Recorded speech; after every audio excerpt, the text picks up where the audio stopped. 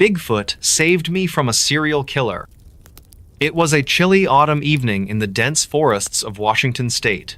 The air carried an eerie stillness, broken only by the rustling leaves and distant hoots of owls.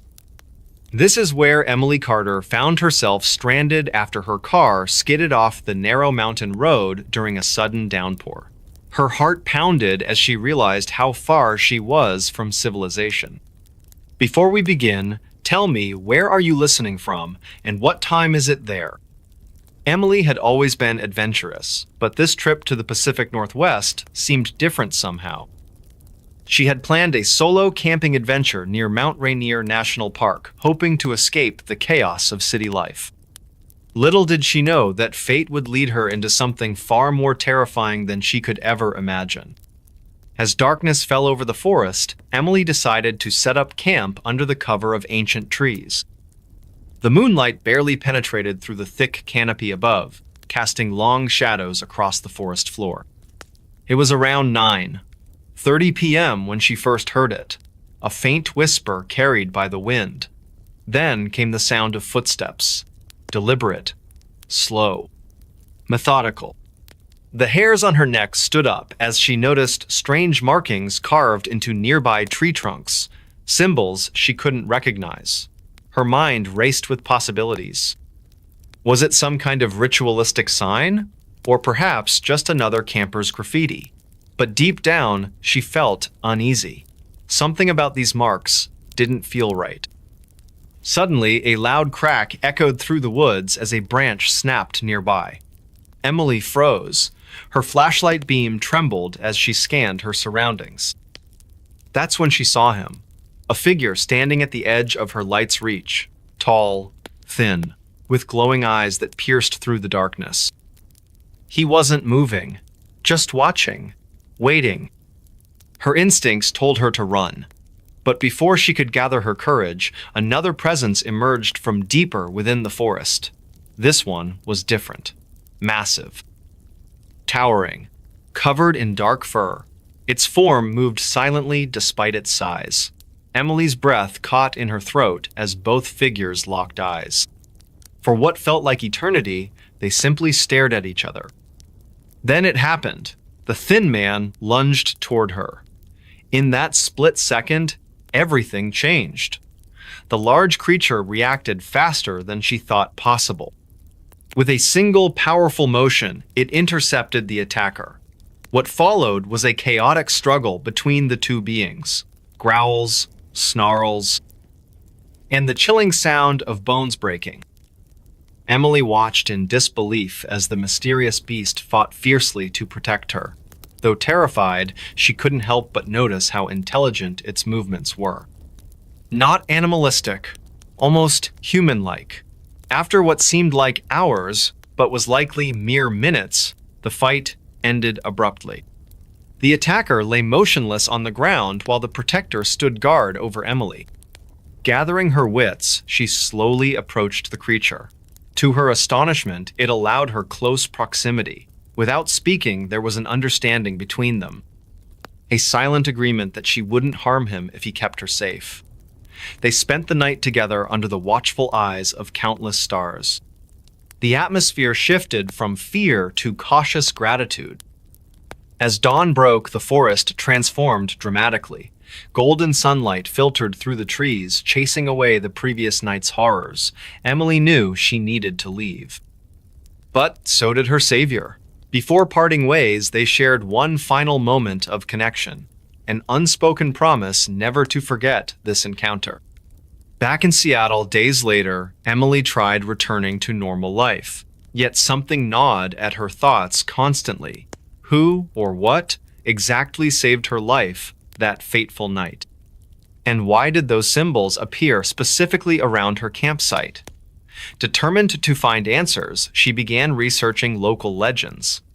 Stories of Bigfoot sightings became increasingly familiar. Could her protector truly be one of these elusive creatures? But there was more, much more. As she dug deeper, disturbing patterns emerged regarding missing persons cases throughout the region. Each victim disappeared near similar symbol-marked areas. Coincidence? or evidence of something darker lurking in the shadows.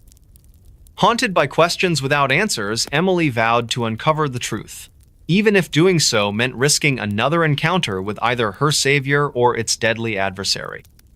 Because now she understood, some things aren't meant to remain hidden forever, and sometimes salvation comes from places we least expect.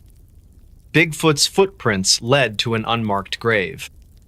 The dense forest of Oregon's Cascade Range was quiet that evening, the kind of silence that felt heavy and unnatural. The sun had dipped below the horizon hours ago, leaving only a faint glow on the western edge of the sky.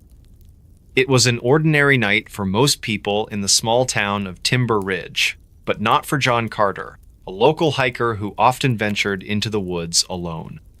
He loved the solitude, the peace, and the chance to escape from the chaos of modern life.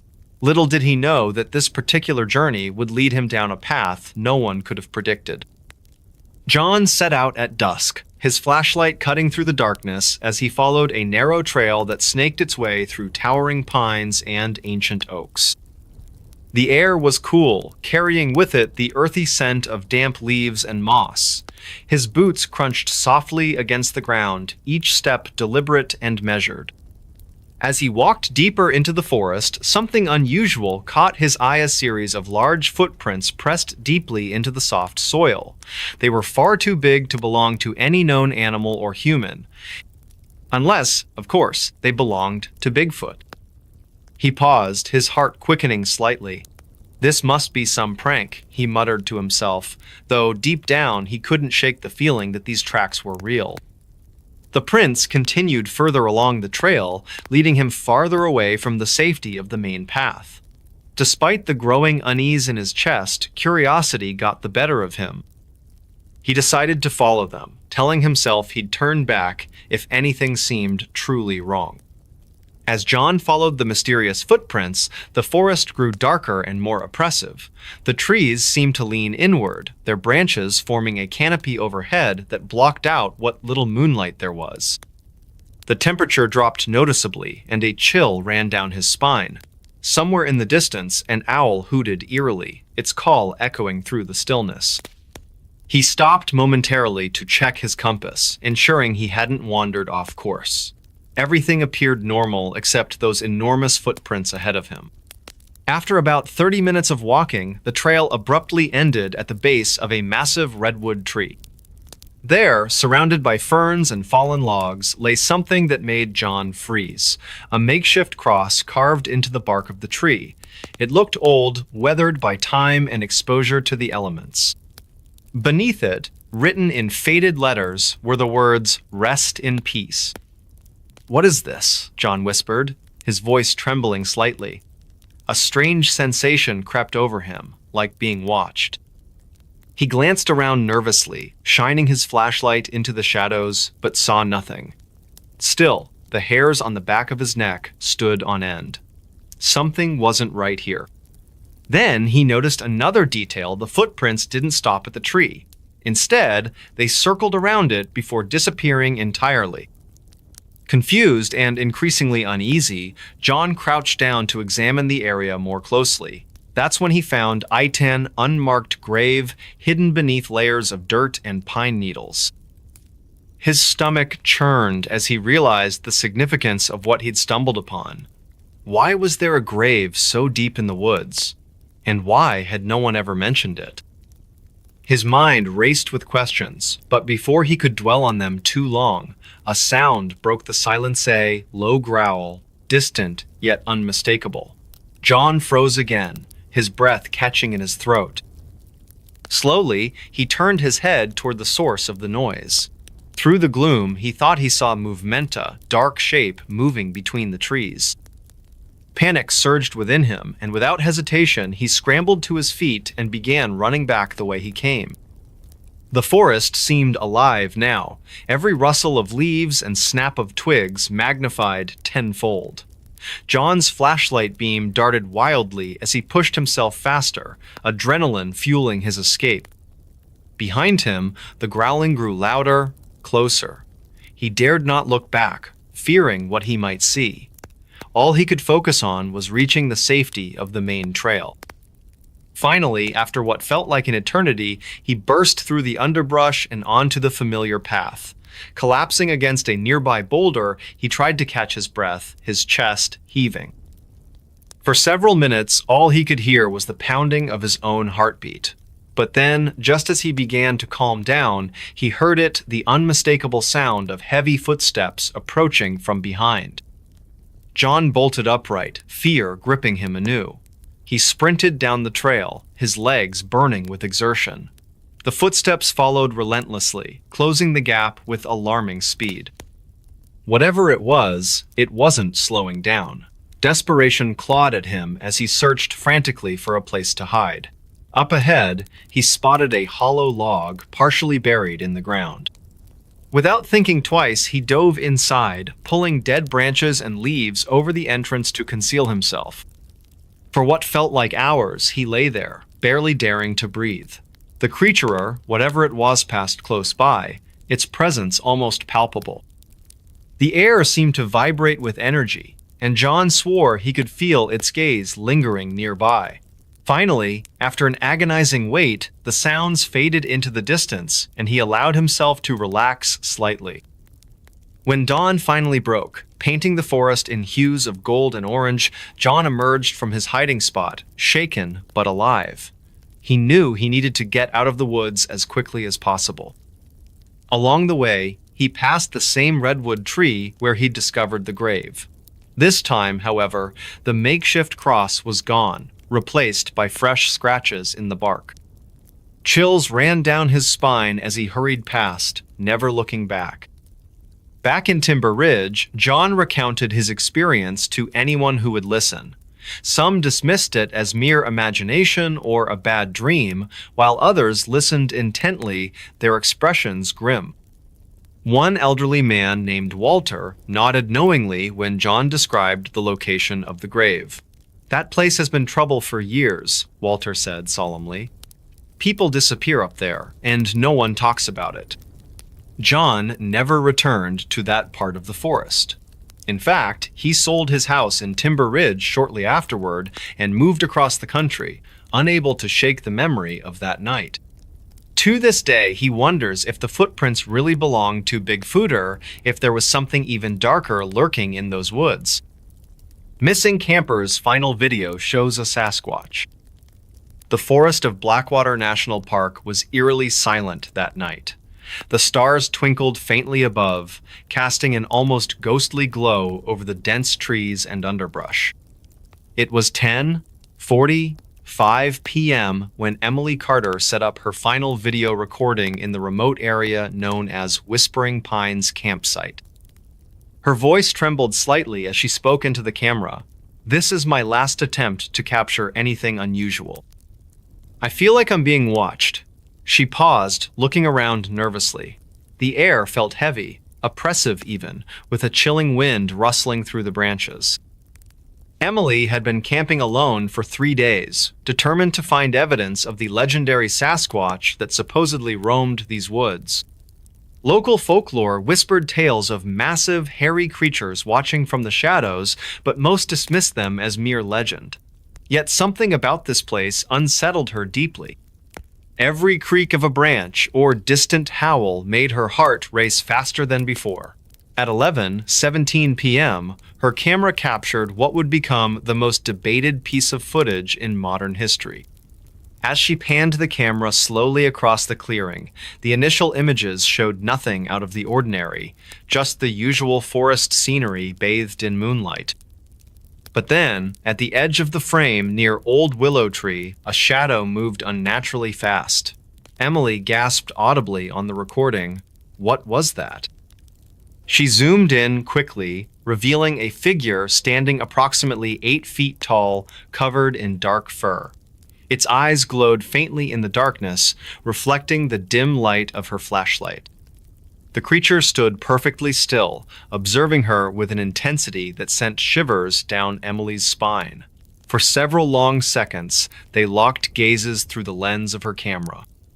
Then, without warning, it vanished into the trees so swiftly it seemed almost supernatural. Emily stammered, I don't know what just happened. That thing. It wasn't human. Her hands shook visibly as she lowered the camera, fear evident in every word. Moments later, another sound echoed through the forest, low growls emanating from multiple directions. Emily packed her gear hurriedly, panic rising with each passing second. "I need to get out of here," she muttered, trying to keep her voice steady. As she turned off the camera for the final time that night, strange noises surrounded her. Snapping twigs, crunching leaves, and deep guttural sounds unlike anything she'd ever heard before. When search parties found Emily's abandoned campsite 2 days later, there was no sign of her anywhere. All they discovered was the damaged remains of her tent, scattered belongings, and the chilling video footage she'd recorded. Investigators noted peculiar tracks leading away from the site, much larger than any known animal species, but dismissed them officially as bear prints despite their unusual pattern. Back in town, locals exchanged uneasy glances upon hearing the news. Many remembered similar disappearances throughout the decades, always occurring during full moons near Whispering Pines. Some spoke of seeing towering figures moving silently between the trees late at night, while others claimed to have heard haunting screams coming from deep within the forest. These stories were often met with skepticism, yet now they carried new weight after Emily's disappearance. Months passed, and theories abounded regarding her fate. Cryptozoologists analyzed the video frame by frame, debating whether the creature caught on film could indeed be evidence of Sasquatch existence. Skeptics argued it was merely a well-placed costume or optical illusion caused by lighting conditions. However, none could explain the sheer terror etched onto Emily's face as she confronted whatever lurked in those woods. 1 year later, hikers stumbled upon something disturbing deep within Blackwater National Park. Remnants of clothing believed to belong to Emily, partially buried beneath fallen leaves and moss. Nearby, more mysterious footprints dotted the soft earth, some nearly twice the size of normal human steps. Authorities sealed off the area indefinitely, citing safety concerns for future visitors venturing too far off designated trails. Today, the story of Emily Carter serves as both cautionary tale and enduring mystery among outdoor enthusiasts nationwide. Those brave enough to visit Whispering Pines campsite report eerie sensations, feelings of being watched, unexplained noises, and sometimes glimpses of fleeting movement just beyond reach of sight. Rangers warn against overnight stays in the vicinity due to numerous reports of unsettling encounters since Emily's vanishing act. For many Americans, especially those living near wooded regions where such legends thrive, the possibility of Sasquatch remains tantalizingly real. Whether mythical beast or misunderstood creature, its presence continues to haunt our collective imagination. And perhaps somewhere deep within Blackwater National Park, amidst ancient trees and shadowy clearings, Emily's unanswered questions linger alongside the cryptic entity that took her away that fateful night. Bigfoot stalked our camp for 3 nights. It was a chilly autumn evening in the Cascade Mountains of Washington State. The air smelled of pine and damp earth as we set up camp near Lake Wenatchee. A group of 5 friends, Mark, Jake, Emily, Tom, and Lisa had decided to spend their long weekend exploring this remote wilderness area known for its breathtaking views and serene surroundings. Little did they know that their adventure would turn into something far more terrifying than any of them could have imagined. We arrived at the lake just before sunset on Friday. The golden light cast long shadows across the forest floor, creating an almost magical atmosphere. We chose a spot about half a mile from the water's edge, surrounded by towering fir trees. It felt like stepping into another world, a place untouched by civilization. As night fell, the temperature dropped sharply, and the sounds of the forest came alive around us. Crickets chirped rhythmically, owls hooted in the distance, and occasionally the wind rustled through the branches above. On our first night, everything seemed normal. We gathered around the campfire, sharing stories and laughing under the starlit sky. But sometime after midnight, when most of us were already asleep inside our tents, strange noises began to echo through the woods. At first, it sounded like branches snapping far off in the distance. Then came deeper thuds, as if something heavy was walking nearby. Mark woke up, startled, and whispered loudly enough to wake everyone else. "Did you hear that?" Everyone sat bolt upright, hearts pounding. We unzipped one side of the tent cautiously and peered outside. The moonlight illuminated patches of the forest, but nothing moved within sight. Still, the unsettling feeling lingered. For the rest of the night, none of us slept soundly. Every creak or groan of the trees made us jump. By dawn, we convinced ourselves it must have been bears or other wildlife roaming the area. Saturday passed without incident during daylight hours. We spent the day hiking along trails near the lake, marveling at the vibrant colors of fall leaves blanketing the ground. Yet as dusk approached, the tension returned. That evening, while preparing dinner over the fire, we noticed unusual tracks in the soft soil near the edge of our campsite. They weren't bear prints nor deer hooves. These were enormous footprints, nearly twice the size of a human's, with distinct toe marks. Our laughter faded instantly, replaced by uneasy silence. As darkness enveloped the forest once again, the eerie sounds resumed. This time, however, they were closer, much closer. Branches cracked right outside our tents. Leaves crunched beneath unseen feet. Heavy breathing echoed faintly through the stillness. Panic bubbled up among us. No one dared step out of their tent. Instead, we stayed huddled together, clutching flashlights and whatever makeshift weapons we could find. Each noise sent shivers down our spines. The second night stretched endlessly. Sleep eluded us entirely as we listened intently to every movement outside. Around 3 a.m., a loud crash shook the entire camp. Something had knocked over one of our chairs near the fire pit.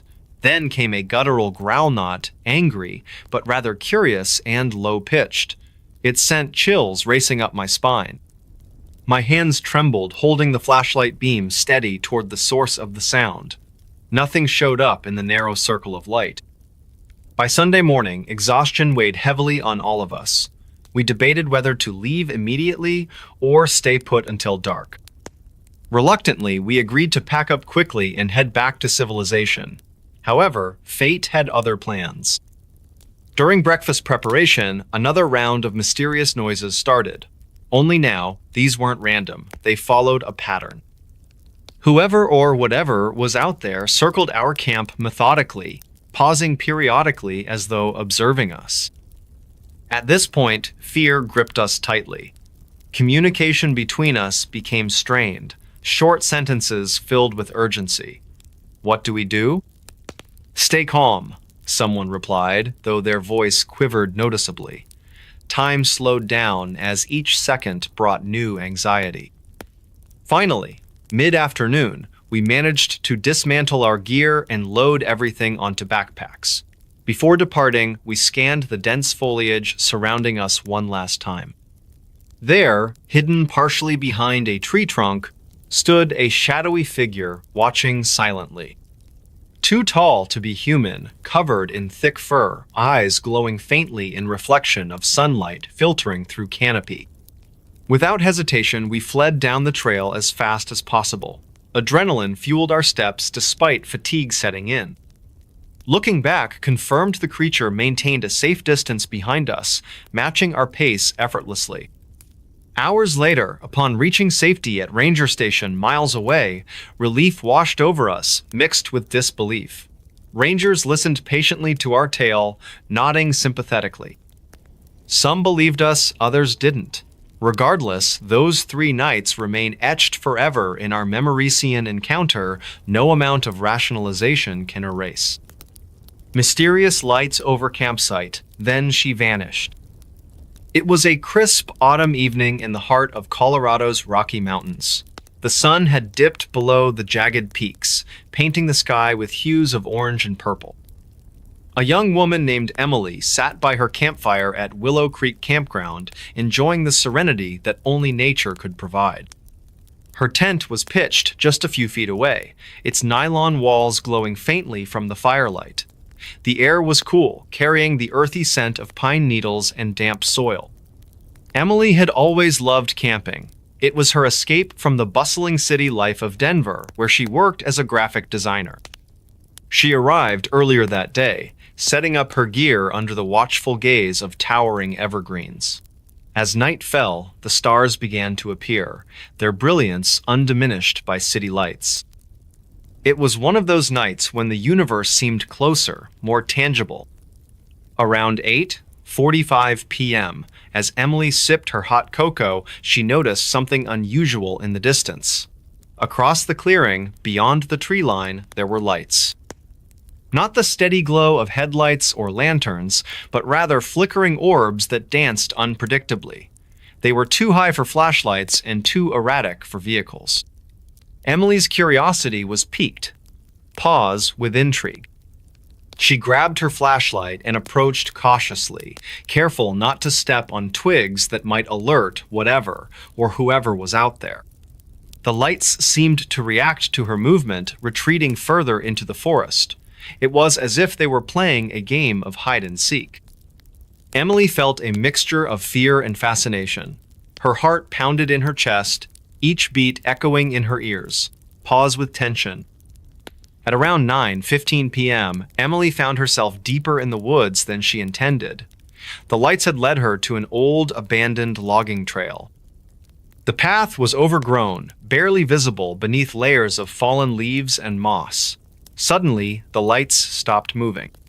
They hovered silently, forming a peculiar pattern that resembled constellations.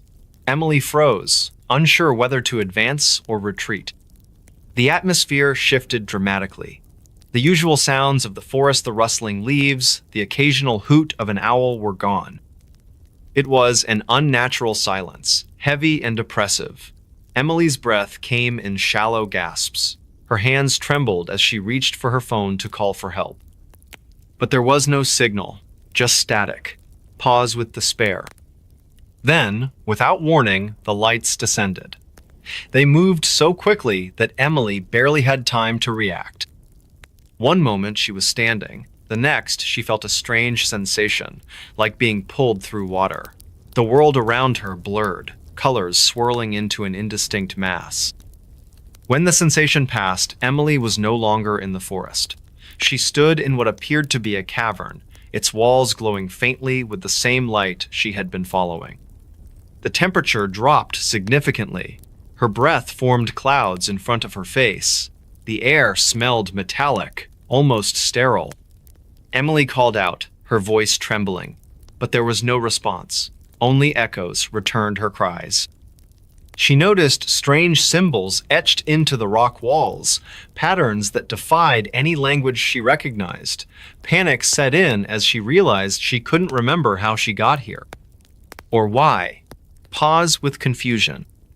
Hours soar, perhaps minutes passed in this surreal environment. Time seemed distorted.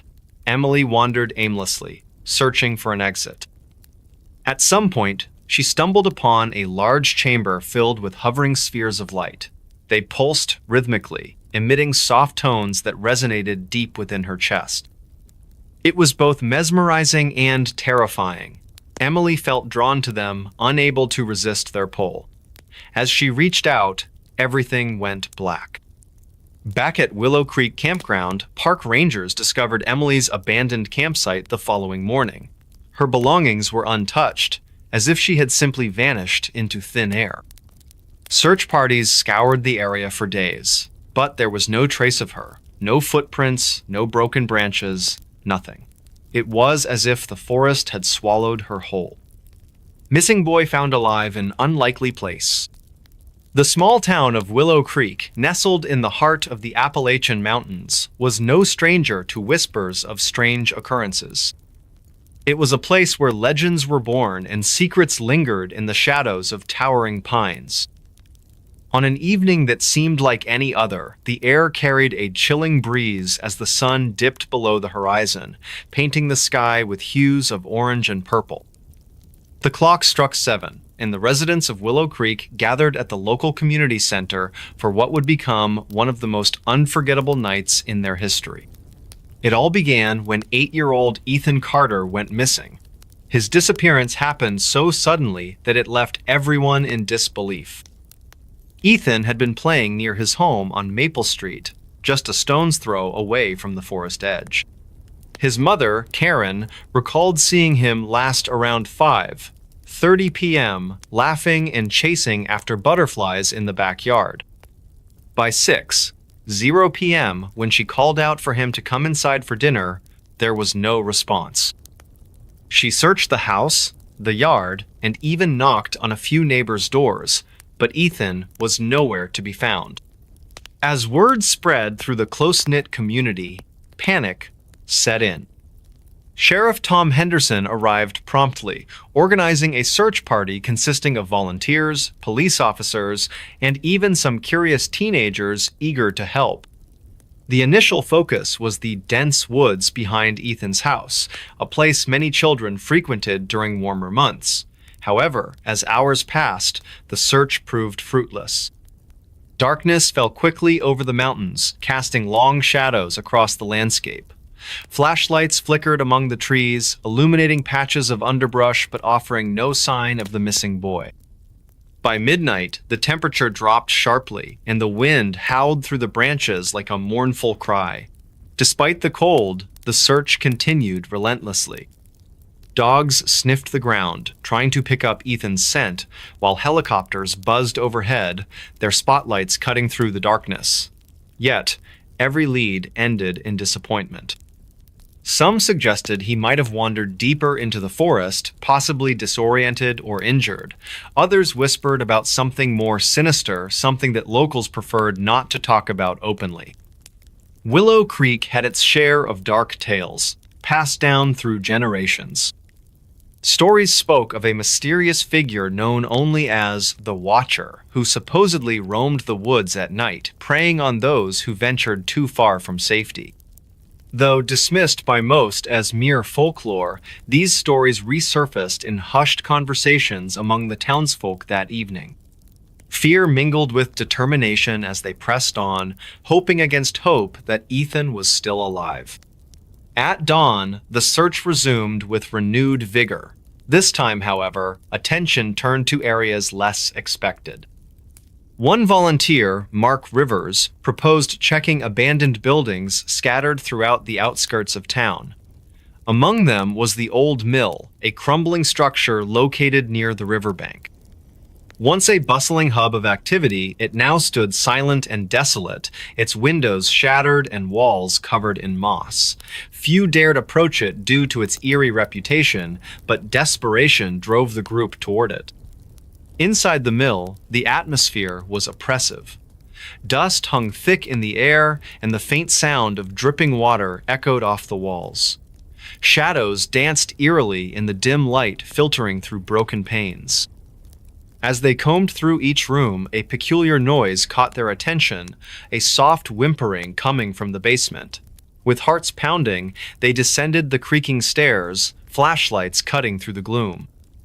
There, huddled in the corner of a dusty alcove, sat Ethan. His clothes were torn and his face smeared with dirt, but he was alive. Relief washed over the rescuers, though it was tinged with confusion and unease. How had Ethan ended up here? More unsettling was the realization that someone or something had kept him hidden. Evidence suggested deliberate effort. Blankets arranged neatly beside him, food wrappers scattered nearby, and strange carvings etched into the wooden beams above. Ethan's condition raised more questions than answers. When questioned gently by Sheriff Henderson, the boy recounted fragments of his ordeal. He remembered wandering into the woods, becoming lost amid the towering trees. Then, he spoke of a mantle, shadowy and unnervingly calm, who appeared seemingly out of nowhere. This man led Ethan to the mill, claiming it was safe and warm. Ethan couldn't explain why he trusted him, only that something about the man felt oddly familiar, as if he'd seen him before in dreams. Further investigation revealed additional anomalies. Footprints leading to the mill matched neither Ethan's nor those of the search party members. A single boot print remained near the entrance, impossibly large and deeply embedded in the hard-packed earth. Inside the mill, investigators discovered remnants of candles placed strategically around the space, forming patterns that defied logic. Most disturbingly, a journal was found tucked beneath a loose floorboard. Its pages contained cryptic entries written in a hand unfamiliar to anyone in town.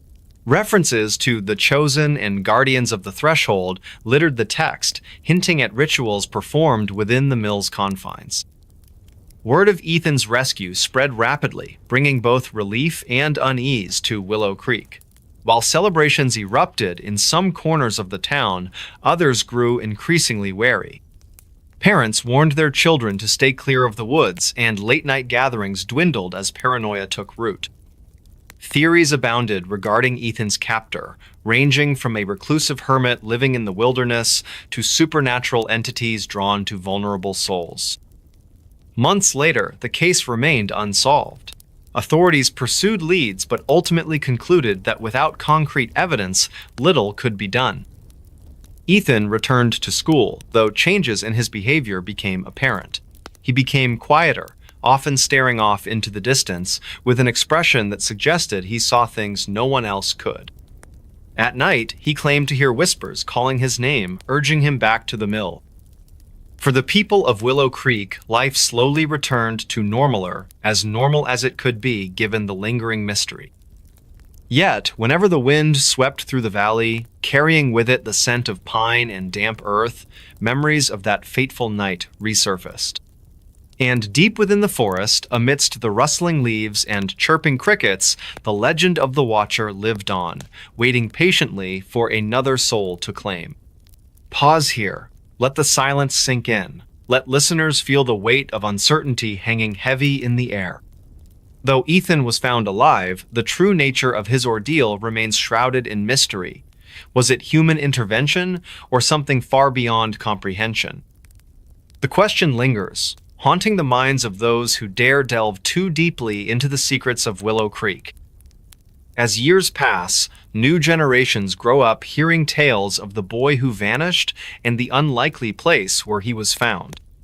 But perhaps the greatest mystery lies not in what happened to Ethan, but rather in what continues to watch from the shadows, unseen yet ever present.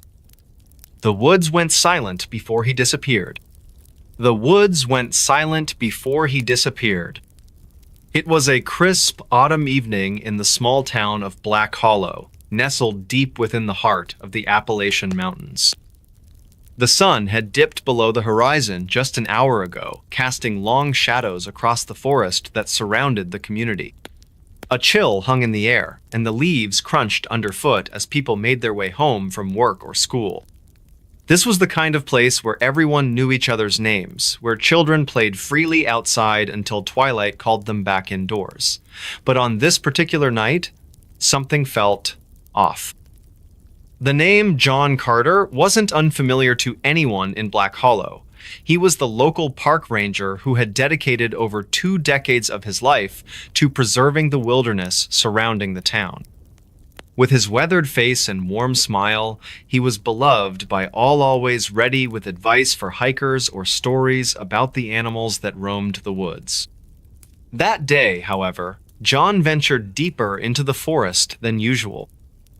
It was supposed to be a routine checkup of some old logging trails that hadn't been used in years, but it would turn out to be anything but ordinary.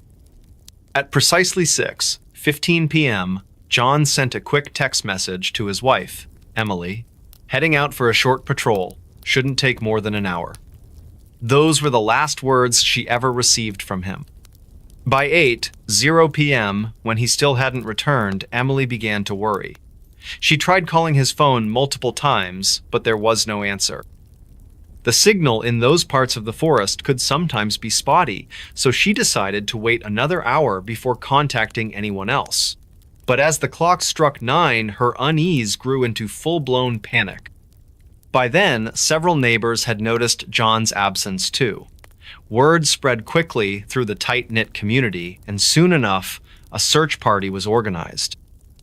Armed with flashlights and radios, a group of 10 volunteers set off into the woods, following the faint trail John might have taken.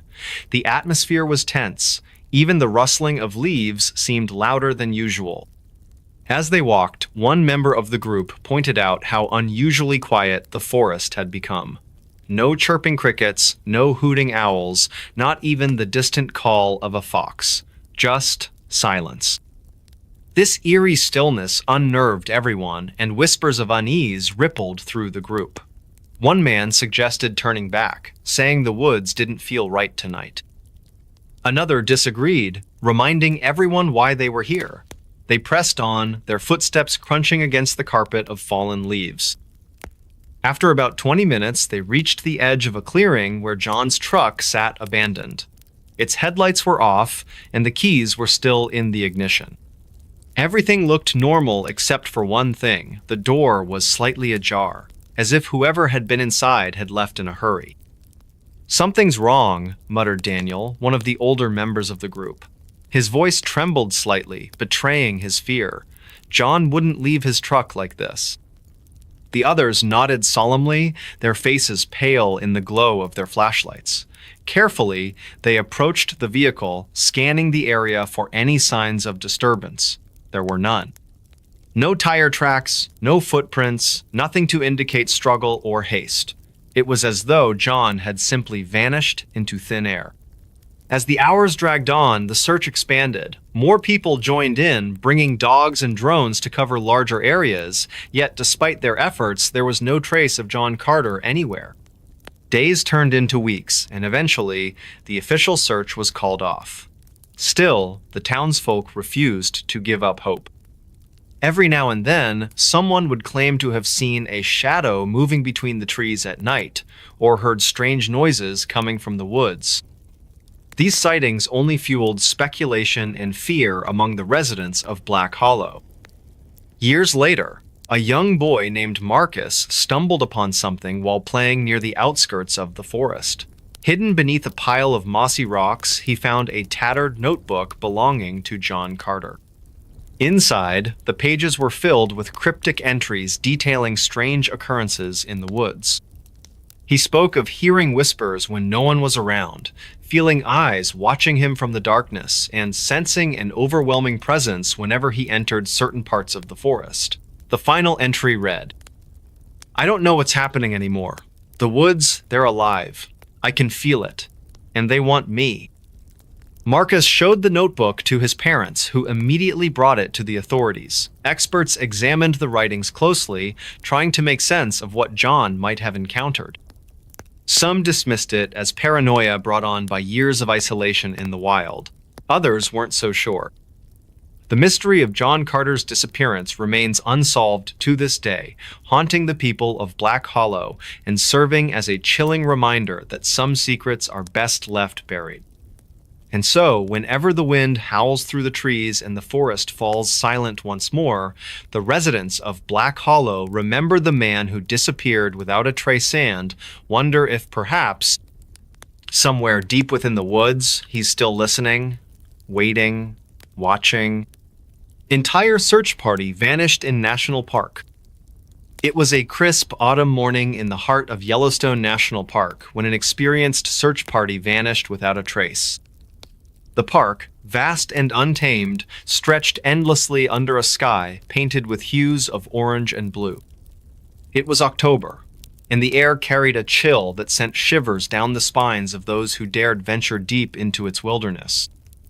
This is the story of 5 individuals. Mark, Emily, Jacob, Lily, and Tomashu embarked on what should have been a routine mission, but ended up disappearing forever.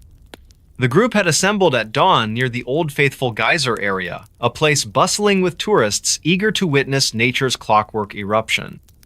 They were tasked with locating another missing hiker reported 2 days prior.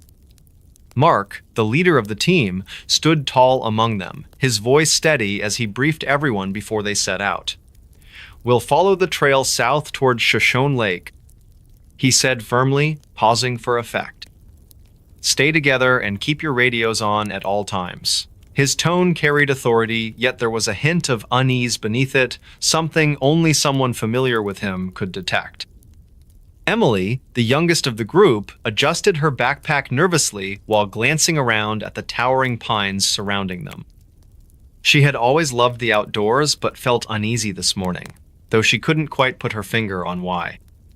Jacob, a seasoned ranger known for his sharp wit and quick thinking, gave her a reassuring smile. "Don't worry, kid," he joked lightly, clapping her shoulder. "If anything weird happens, I'll protect you from the bears." His laughter echoed briefly through the trees, breaking some of the tension hanging in the air.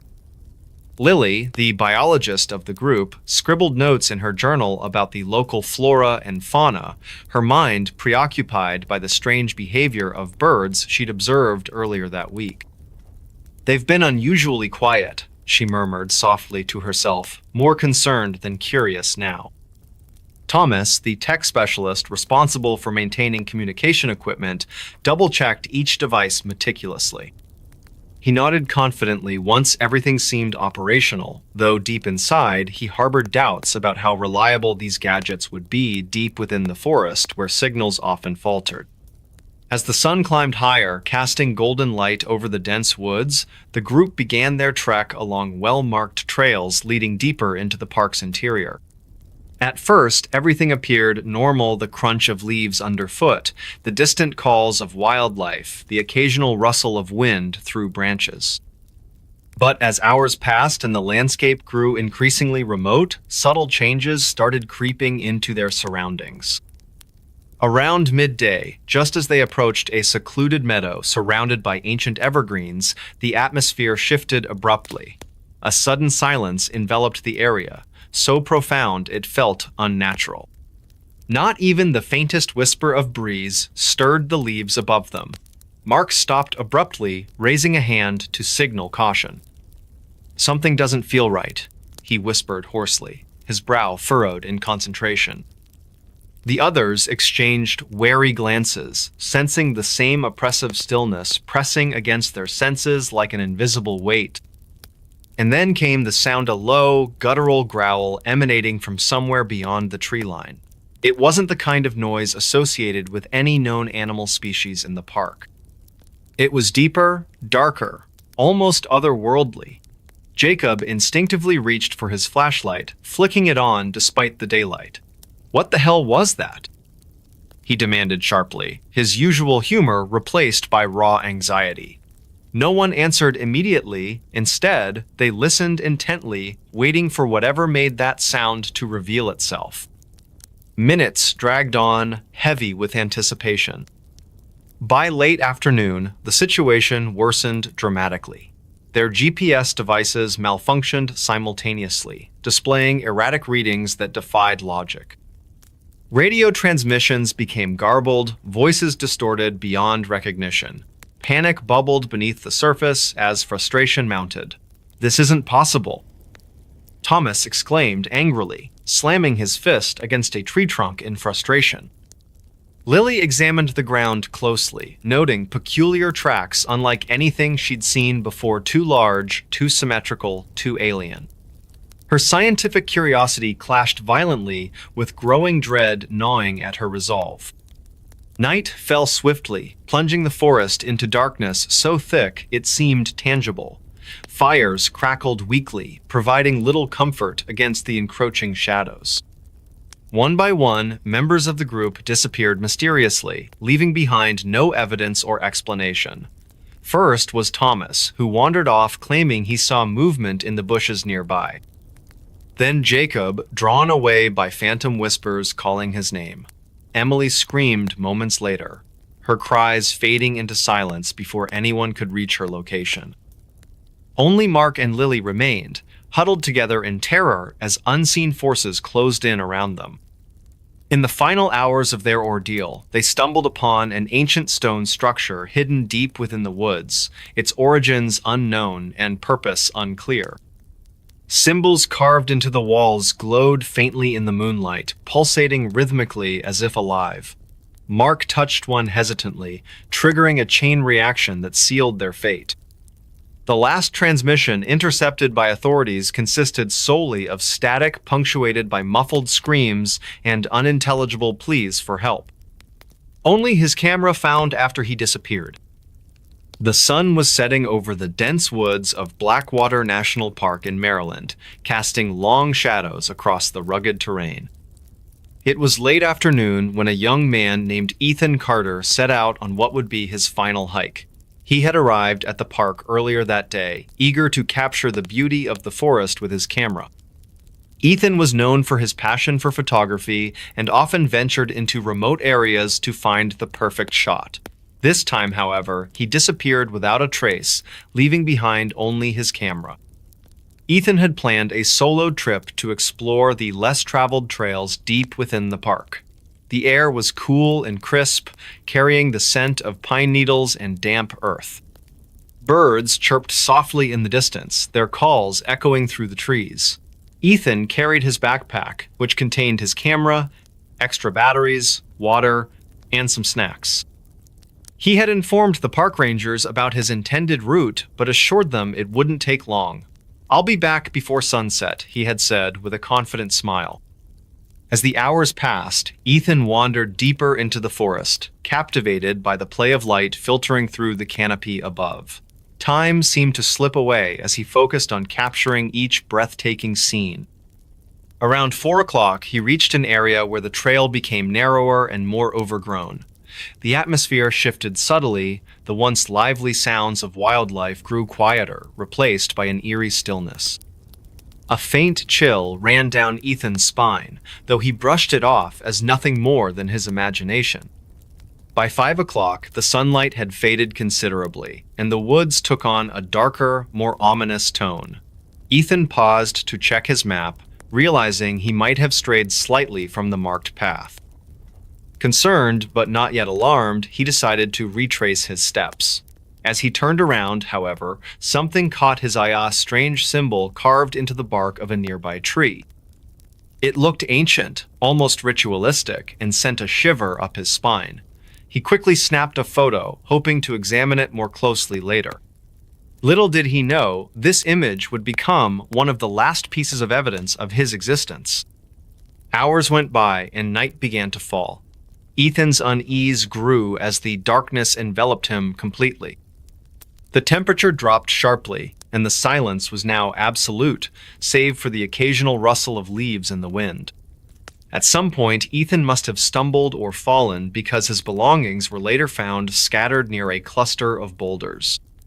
His backpack lay open, its contents spilled out, including his water bottle and snacks. Most disturbingly, his camera remained intact, as if deliberately left behind. When Ethan failed to return to the ranger station by morning, a search party was immediately organized. Volunteers scoured the park, calling out his name and following any potential leads. Days turned into weeks, yet no sign of Ethan emerged beyond those initial items. The photos stored in his camera provided little clarity. Among the usual landscape shots, there were several images of the mysterious symbol, along with one particularly unsettling photograph. In it, a shadowy figure appeared just outside the frame, barely visible among the trees. Zooming in revealed nothing definitive, but the feeling of being watched lingered heavily in the minds of those who viewed it. Local legends whispered of Blackwater National Park's dark history. For generations, people spoke of an entity that roamed the woods, preying on those who ventured too far from safety. Some called it the Watcher, claiming it lured victims deep into the forest before vanishing with them forever. Skeptics dismissed these tales as mere folklore, but the disappearance of Ethan Carter reignited old fears among the community. Interviews with friends and family painted a picture of a kind-hearted young man who loved adventure but never took unnecessary risks. His absence defied logic, leaving everyone searching for answers they might never uncover. Years later, hikers occasionally report strange occurrences in the same region where Ethan vanished. Shadows moving between the trees, whispers carried on the wind, and an overwhelming sense of dread are all described by those brave enough to venture there alone. Despite numerous investigations and expeditions, no concrete evidence has surfaced to explain Ethan's fate. His camera remains the sole relic of that fateful day, a silent witness to whatever transpired in the depths of Blackwater National Park. She vanished hiking and reappeared without memory. On a crisp autumn morning in the small town of Ashwood, nestled deep within the sprawling Cascade Range, Emily Carter decided to embark on her favorite pastime, hiking. The sun was just beginning to rise, casting golden hues over the dense forest and jagged peaks surrounding her. She had chosen the infamous Black Hollow Trail, known for its breathtaking vistas but also whispered tales of strange occurrences. Emily carried with her a backpack filled with essentials: water bottles, snacks, a flashlight, and her trusty camera. Her heart swelled with excitement as she stepped onto the trail at 6:45 a.m., eager to capture the beauty of nature before the day grew too bright. The air was cool and refreshing, carrying the earthy scent of pine needles and damp soil. Birds chirped melodiously overhead, and the occasional rustle of leaves hinted at unseen creatures moving through the underbrush.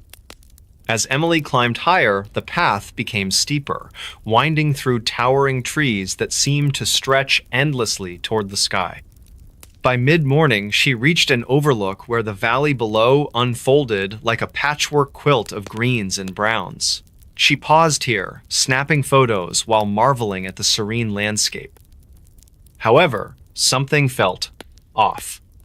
A faint unease crept into her mind, though she couldn't quite place why. She shrugged it off, attributing it to fatigue or perhaps the solitude of the wilderness. At around noon, Emily arrived at a fork in the trail.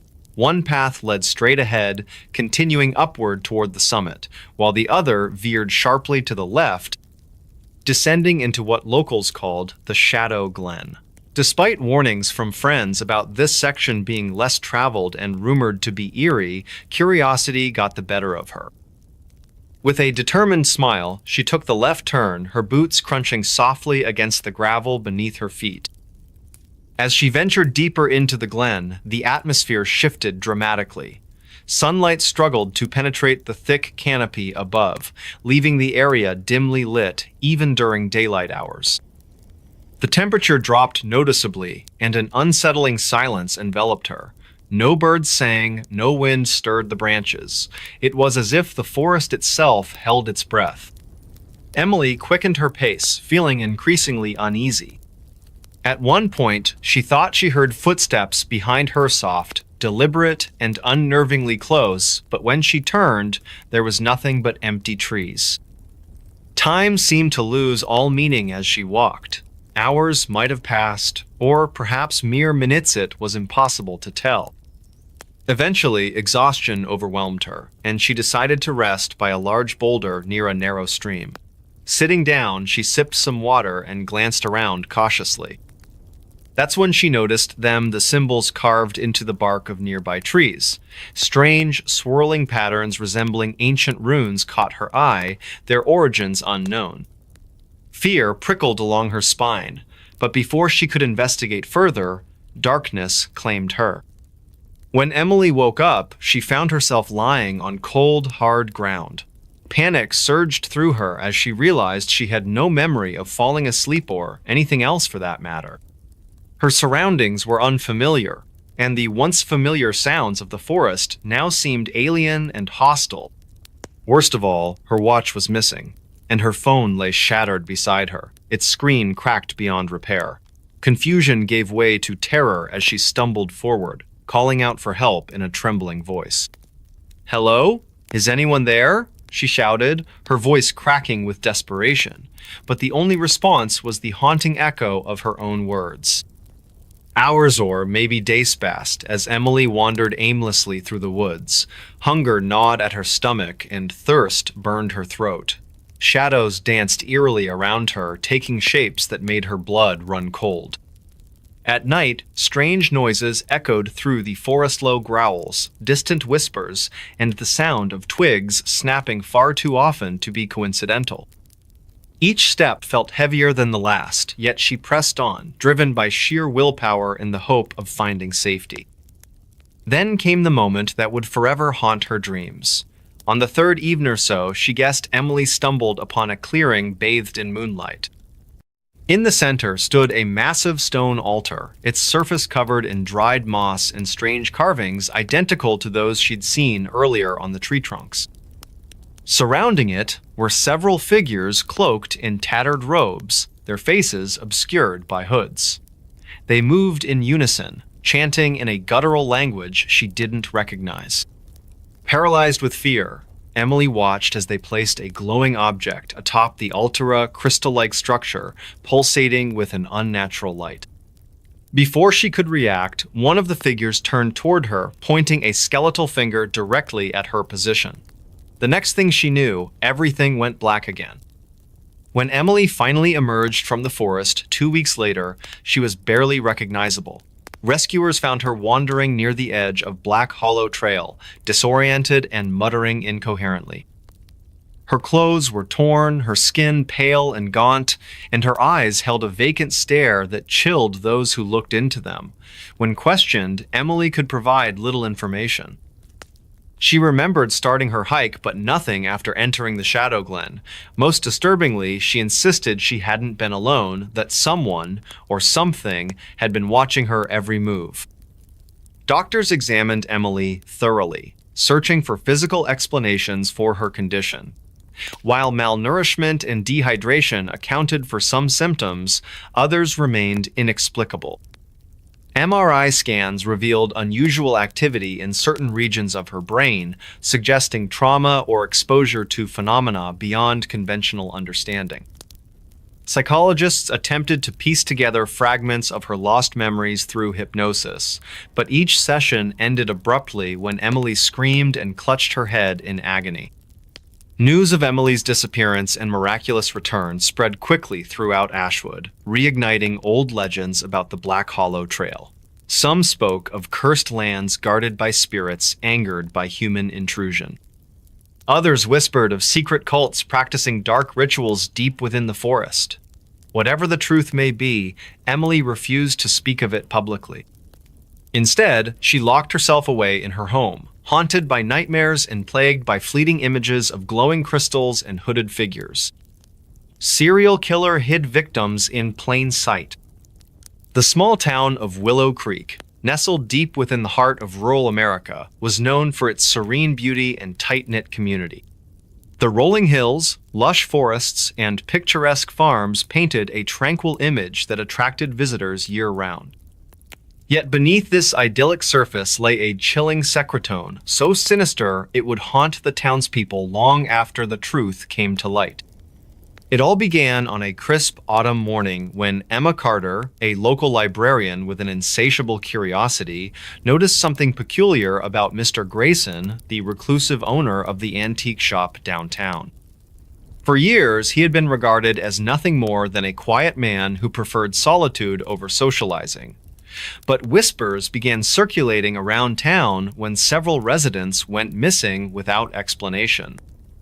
At first, people dismissed these disappearances as coincidence accidents or perhaps someone leaving town quietly, but then came the discovery that changed everything.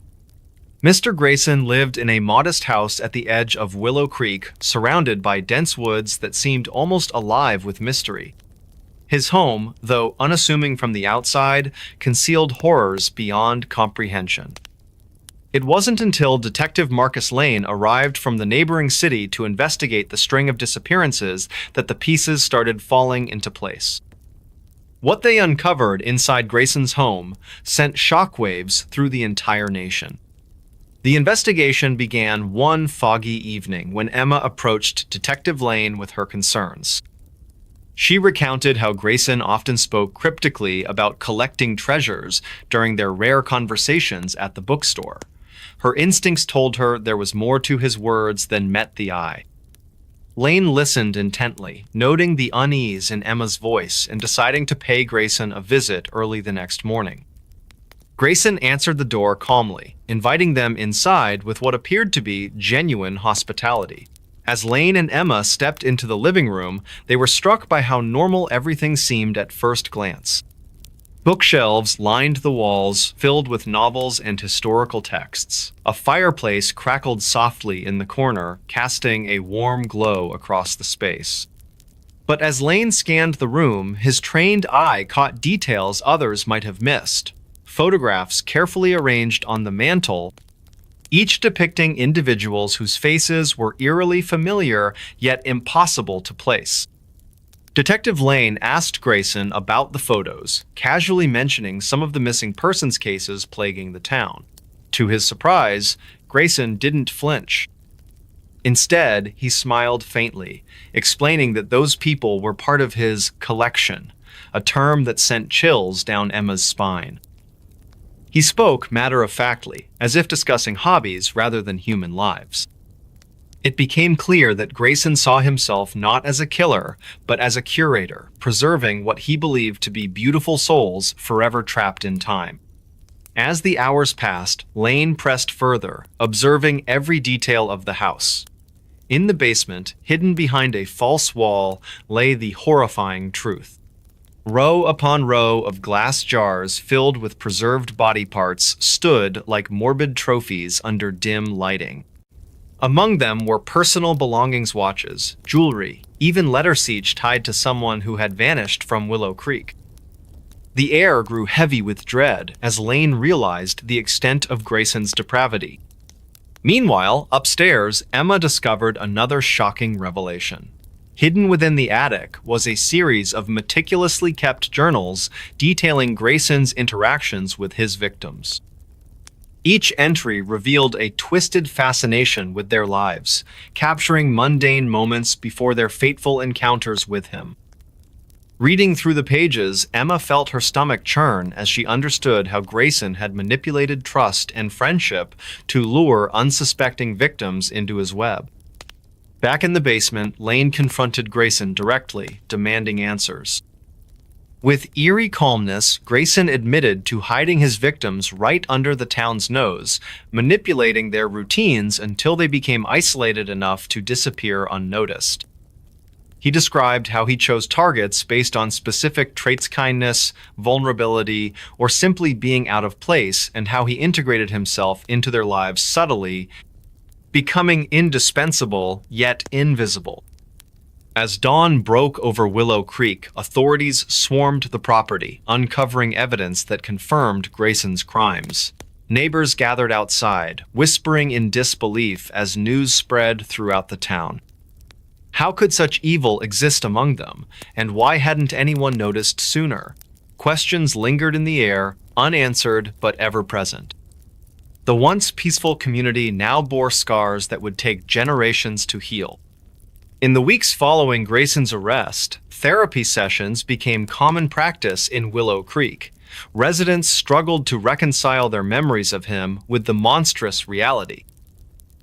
Children played less freely near the woods where Grayson once roamed, while adults cast wary glances toward strangers passing through town. Even years later, whenever fog rolled in or wind rustled through the trees, echoes of fear remained etched in the collective psyche of Willow Creek's inhabitants. For Detective Lane, solving the case brought little satisfaction. The weight of knowing how many lives had been shattered haunted him daily. He often returned to the journal entries found in the attic, searching for patterns or clues that might have prevented the tragedy. Each word written by Grayson served as a grim reminder of humanity's capacity for darkness and the importance of vigilance against it. And Emma? She never fully recovered from what she witnessed. Though grateful for having helped bring justice, she couldn't shake the feeling that something darker still lurked within Willow Creek's shadows. On quiet nights, she'd sit by her window staring out at the forest where Grayson used to walk. Sometimes she swore she saw movement among the tree shapes, too fleeting to confirm, but impossible to ignore. Were they figments of her imagination or remnants of Grayson's influence lingering long after his capture? The answer remained elusive, leaving only questions hanging in the silence. Years later, Willow Creek tried to move forward, rebuilding its identity piece by painstaking piece. Memorials were erected for the lost souls, serving both as tributes and warnings to future generations. Yet no amount of healing could erase the scars carved into the land itself. Visitors sometimes reported strange sensations walking through the woods, claiming they heard whispers carried on the breeze or worse, saw figures watching them from afar. Locals warned newcomers away from certain trails, citing folklore born of real events. Though Grayson eventually faced trial and imprisonment, his legacy endured in ways no one anticipated. Psychologists studied his methods, attempting to understand the psychology behind his actions. Writers penned books exploring the case, drawing attention to the dangers of complacency in small-town life. And filmmakers captured the essence of horror in documentaries and movies inspired by the true story. Through it all, one thing remained constant: the knowledge that evil can hide anywhere, even in plain sight. He escaped a serial killer's dungeon alive. It was a cold, dark night in the small town of Pine Hollow, USA. The kind of night where shadows seemed to stretch unnaturally long, and every sound carried an eerie echo through the quiet streets. This is the story of James Carter, a 28-year-old mechanic who would never forget what happened that fateful evening. James had been working late at his auto shop on the outskirts of town. It was one of those days when time seemed to slip away unnoticed. He glanced at the clock, 10:47 p.m., and decided it was finally time to head home. As he locked up the shop, he noticed something strange about his car. The battery cable had been cut cleanly. Confused but not overly concerned, James called a local towing service. The operator said it would be about 30 minutes before someone could get to him. Standing under the dim light of the shop's security lamp, James tried to shake off the growing unease in his gut. The air felt heavier than usual, and the silence around him seemed almost oppressive. At exactly 11:15 p.m., a black van pulled into the driveway. The driver introduced himself as Tom from Reliable Towing.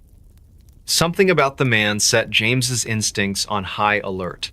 Tom's demeanor was too calm, too deliberate.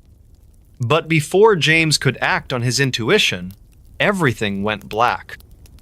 When James woke up, he found himself chained to a cold concrete wall in what appeared to be a basement. The room smelled of damp earth and something metallic: blood. His head throbbed painfully from where he'd been hit. Slowly, his eyes adjusted to the dim light coming from a single bare bulb hanging from the ceiling. The first thing James noticed was the collection of tools neatly arranged on a long workbench. Surgical instruments, ropes, knives, all meticulously organized. His stomach churned as he realized the horrifying truth: he was in the lair of a serial killer. The second thing he noticed were the photographs pinned to the wall opposite him. Each showed a different person, all bearing similar injuries. Some were crossed out with red marker. Days passed in that nightmare world. Or maybe it was weeks. Time lost all meaning in the underground dungeon. The captor, whose real name James never learned, visited sporadically. Sometimes to bring food, sometimes just to stand there in silence, watching him with an unsettling intensity. But then came the moment that changed everything. One night, while their captor was distracted by a phone call upstairs, James managed to loosen his chains using a piece of broken glass he'd hidden during one of his feeder visits. The opportunity was fleeting, but James knew this might be his only chance. Moving silently despite his aching body, James navigated through the labyrinthine basement. Every step echoed ominously in the stillness. His heart pounded so loudly he feared it would give him away. Finally, he reached a heavy metal door. It took several agonizing minutes to pry it open enough to squeeze through. The fresh night air hit him like a physical force. Freedom tasted sweeter than anything he'd ever known. But his ordeal wasn't over yet. James needed to find help without leading anyone back to the dungeon. Stumbling through the woods surrounding the property, he eventually reached a rural highway. A passing truck driver stopped when he saw James's disheveled state. The man called the police immediately. When authorities searched the location James described, they uncovered horrors beyond comprehension. Multiple bodies, each showing signs of prolonged captivity and torture. Evidence suggested the killer had been operating for years. James spent months recovering physically and psychologically. The trauma would stay with him forever, but he also became a symbol of hope for others. By surviving against impossible odds, he helped bring justice to victims who couldn't speak for themselves. And though he'll never forget those dark days in the dungeon, James chooses to focus on living fully in the present. The case remains open as authorities continue searching for the elusive predator. Meanwhile, James has dedicated his life to raising awareness about human trafficking and supporting other survivors. In the quiet moments when memories threaten to overwhelm him, he reminds himself of the simple truth that kept him going through those darkest hours. Life is precious and worth fighting for, no matter the cost. This is James Carter's story, a tale of survival, resilience, and triumph over unimaginable horror. And though the scars may never fully fade, they serve as a powerful reminder of the human spirit's incredible capacity to endure. Even in the face of pure evil, the town of Pine Hollow has mostly returned to normal, though some say they can still hear faint cries echoing through the forest on quiet nights. Whether it's just the wind or something more sinister remains unknown. What we do know is that James Carter's courage continues to inspire countless others facing their own personal darkness. Proof that even in our lowest moments, there's always a chance for light. Last photo of hiker revealed horrifying detail. The last photo of hiker revealed horrifying detail. A soft breeze swept through the dense forest of Mount Rainier National Park as Emily Carter prepared for her morning hike. The sun had barely risen above the horizon, casting a golden glow over the mist-covered trees at 6:15 a.m. Her breath created small clouds in the crisp mountain air as she adjusted her backpack and checked her camera one last time. The park rangers had warned about the unpredictable weather, but Emily felt confident with her years of hiking experience. At 7:30 a.m., Emily reached the first significant landmark, an ancient cedar tree that stood like a guardian at the edge of the trail. She paused to take a few photos, capturing the way the sunlight filtered through the thick canopy. Little did she know this would be one of the last normal moments of her journey. By 9:45 a.m., the trail had become increasingly difficult, with roots snaking across the path and rocks covered in moss. Emily's GPS signal began to weaken, causing her to feel a slight unease. Still, she pressed on, driven by her passion for discovering hidden beauty in nature. Around noon, she arrived at a secluded clearing where wildflowers painted the ground in vibrant colors. It was here she took what would later become known as the horrifying photo. Emily noticed something peculiar about half a mile ahead, what appeared to be a large shadow moving between the trees despite the stillness of the forest. Her heart rate quickened as she raised her camera to capture the strange phenomenon. The digital display showed 12:37 p.m. when she snapped the image. Feeling both exhilarated and unnerved, she decided to turn back. As darkness fell around 6:00 p.m., Emily realized she was completely lost. Panic set in as she called emergency services, only to hear static on her phone. The temperature dropped rapidly, and unnatural sounds began echoing through the woods, low growls and whispers that made her blood run cold. She managed to send a final text message to her family before her phone died completely. 3 days later, search and rescue teams found Emily's abandoned backpack near the ancient cedar tree. Inside, they discovered her camera still intact. When the photos were reviewed, investigators froze at the final image. In the background, clearly visible among the trees, was the silhouette of a figure standing far too still. Its posture was unnatural, with limbs positioned in ways human anatomy shouldn't allow. Worst of all, the figure seemed to be staring directly at Emily from a distance impossible to cover in the time between shots. The discovery sent shockwaves through the community. Local legends spoke of a creature known to wander these woods, preying on those who ventured too deep into its territory. Park rangers increased patrols and issued warnings to hikers, but nothing could explain the chilling details captured in that final photograph. Months passed, yet Emily remained missing. Her family held on to hope, while experts debated the authenticity of the image. Skeptics claimed it was merely a trick of light, while believers pointed out inconsistencies that defied natural explanation. The debate continued until another hiker disappeared under similar circumstances 2 years later. Today, visitors to Mount Rainier often report strange sensations along that particular trail, a feeling of being watched, cold spots appearing out of nowhere, and eerie noises that seem to come from everywhere and nowhere simultaneously. Rangers have documented multiple instances of equipment malfunctioning, specifically in the area where Emily vanished. The National Park Service maintains official records of these incidents, though many details remain classified. What happened to Emily Carter remains one of the great unsolved mysteries of American wilderness lore. Some say her camera still operates somewhere deep within the forest, endlessly snapping pictures of whatever moves through the shadows. Visitors are advised to tread carefully through these parts. For those who dare to explore after dark, locals warn of a presence that lingers just beyond sight. They say if you ever find yourself alone in the woods and hear faint footsteps following your every move, don't look back. Just keep walking until you reach safety. The forest holds many secrets, and some believe it will never give up its most terrifying truths. The last photo serves as a grim reminder of what lies hidden in the darkness. Waiting, watching, always watching. Hidden Room revealed our family's dark secret. The hidden room revealed our family's dark secret. It was a chilly autumn evening in the small town of Ashwood, Ohio. The air carried an eerie stillness as golden leaves swirled around our old Victorian house on Maple Street.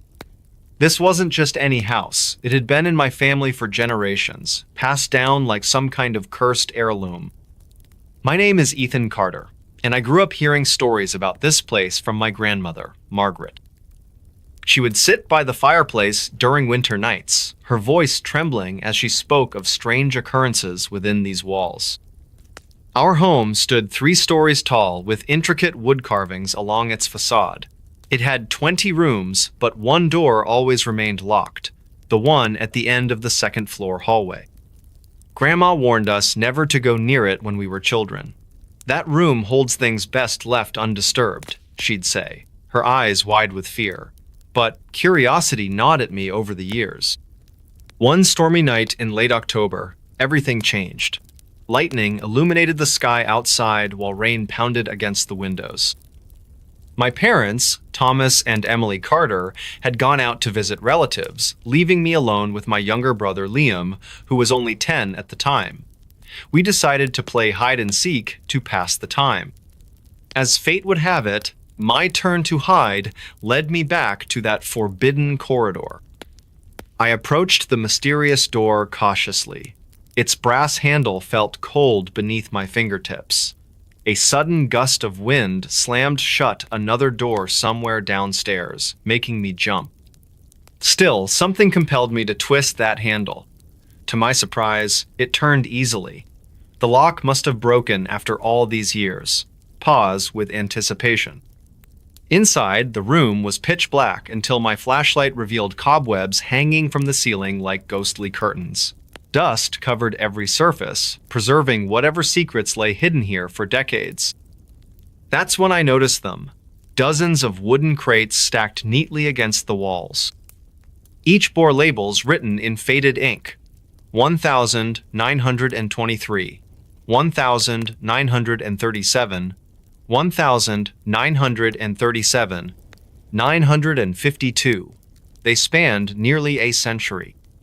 Liam joined me moments later, his face pale under the dim light. Together, we began opening those crates, each discovery more unsettling than the last. Inside were photographs of people I didn't recognize, men, women, even children, all bearing striking resemblances to members of our own family. Some pictures showed them smiling, others depicted scenes far too disturbing to describe. Then came the journals, handwritten accounts detailing experiments conducted by someone named Dr. Jonathan Monroe, a distant ancestor whose existence I'd never known before that night. According to these writings, he believed humans possessed untapped potential which could be unlocked through extreme measures. What followed in those pages chilled us to our core. Descriptions of surgical procedures performed without consent, injections containing unknown substances, subjects kept isolated in basements or attics. But what truly horrified us was discovering connections between these atrocities and our immediate family tree. Names mentioned in the journals matched those etched onto tombstones in the local cemetery where we'd often visited during holidays. Even worse, certain entries hinted at survivors being integrated back into society, unaware of what they'd endured. As dawn broke, casting weak sunlight through dirty window panes, we realized how much deeper this secret went. Conversations with neighbors revealed whispered tales about missing persons throughout Ashwood's history, individuals who vanished without explanation, only to reappear years later, acting strangely different. Could they have been part of Dr. Monroe's twisted legacy? Days turned into weeks as Liam and I delved further into uncovering the truth. We found hidden compartments behind bookshelves revealing additional documents, blueprints showing modifications made to various sections of the house, including soundproof chambers below ground level. One particularly chilling find was audio recordings stored on fragile reels dated mid-20th century. When played, they contained voices pleading for help mixed with laughter that sounded anything but human. Eventually, we confronted our parents about everything we'd discovered. At first, denial clouded their responses, but persistence paid off. They admitted knowing fragments of this dark past, yet chose silence, believing ignorance safer for future generations. However, learning such monstrous acts tied directly to our lineage forced tough decisions upon us all. Together, we sought guidance from experts specializing in historical preservation and ethics regarding sensitive information. Under professional supervision, contents from that hidden room were carefully documented, then securely archived, ensuring no harm could come from them again. Additionally, efforts initiated towards creating awareness programs, educating communities about dangers posed by unchecked ambition disguised as scientific progress. Years have passed since that fateful night. Now adults living separate lives across America, Liam and I maintain contact, regularly discussing updates related to ongoing research surrounding Dr. Monroe's work. Though closure remains elusive, given complexities involved, acknowledging reality empowers us rather than letting fear control our existence. Ashwood itself transformed significantly thanks partly due to revelations brought forth. Former residents once reluctant sharing personal experiences now form support networks helping heal collective trauma inflicted generations ago. Buildings previously shrouded mystery opened their doors, welcoming visitors eager to learn lessons taught harshly through history. So whenever anyone asks why I carry cautious optimism despite challenges faced daily life, remember words spoken softly grandmother many years ago, sitting beside warm fire. Sometimes knowing hard truths better than remaining blissfully ignorant. And though shadows linger corners mind, reminding ever-present danger, lurking darkness, promise myself continue fighting. Ensure light prevails ultimately. Babysitter discovered killer hiding under the bed. It was a chilly autumn evening in the small town of Maplewood, USA. The air was crisp with the scent of fallen leaves and the faint hum of distant traffic. Emily Carter, a 22-year-old college student, had taken up babysitting as a part-time job to help pay for her tuition. She was well liked by the families in the neighborhood for her cheerful demeanor and responsible nature. This particular night, she was looking after little Jake Thompson, a curious 4-year-old boy who loved dinosaurs and superheroes. The Thompson family lived on the corner of Elm Street in a cozy 2-story house with white picket fences and a neatly trimmed garden. Mrs. Thompson had explained that they would be out for dinner and a movie at the local theater, returning no later than 10 o'clock. She handed Emily an envelope with cash for her fee and gave her a warm smile before leaving. "Jake's bedtime is 8:30, she reminded kindly. "He usually goes down without much fuss." Emily nodded reassuringly, waving goodbye as the car pulled away. Inside the house, everything seemed peaceful. Jake was playing with his toy cars in the living room while Emily prepared snacks for them both. The clock ticked steadily on the wall, marking each passing minute. At 7:30, they sat together on the couch watching an animated movie about talking animals. Jake giggled at the jokes, his laughter filling the otherwise quiet home. As the film drew to a close, it was time to get ready for bed. Emily led Jake upstairs to his brightly decorated bedroom filled with posters of dinosaurs and action figures. "Let's brush your teeth first," she suggested gently. They headed to the bathroom where Jake eagerly scrubbed his teeth with his favorite dinosaur-shaped toothbrush. The water ran cold from the tap, making tiny splashing sounds against the porcelain sink. Back in the bedroom, Emily tucked Jake into his soft blanket-covered bed. He clutched his stuffed T-Rex tightly, yawning as his eyes began to droop. "Do you want me to read you a story?" Emily asked softly, already knowing the answer. Jake nodded sleepily, pointing to a book about a brave knight fighting dragons. As Emily read aloud, her voice calm and soothing, Jake drifted off to sleep within minutes. She paused for a moment, gazing at the peaceful child under the covers. Outside, the wind rustled through the trees, creating shadows that danced across the walls. Emily straightened up, tiptoeing out of the room to let Jake rest undisturbed. But something felt off. A strange sensation prickled at the back of her neck, though she couldn't quite place what it was. Downstairs, she checked her phone. It was now 9 o'clock. The Thompsons should be returning soon. To pass the time, she decided to tidy up the living room a little, picking up stray toys and arranging cushions neatly on the sofa.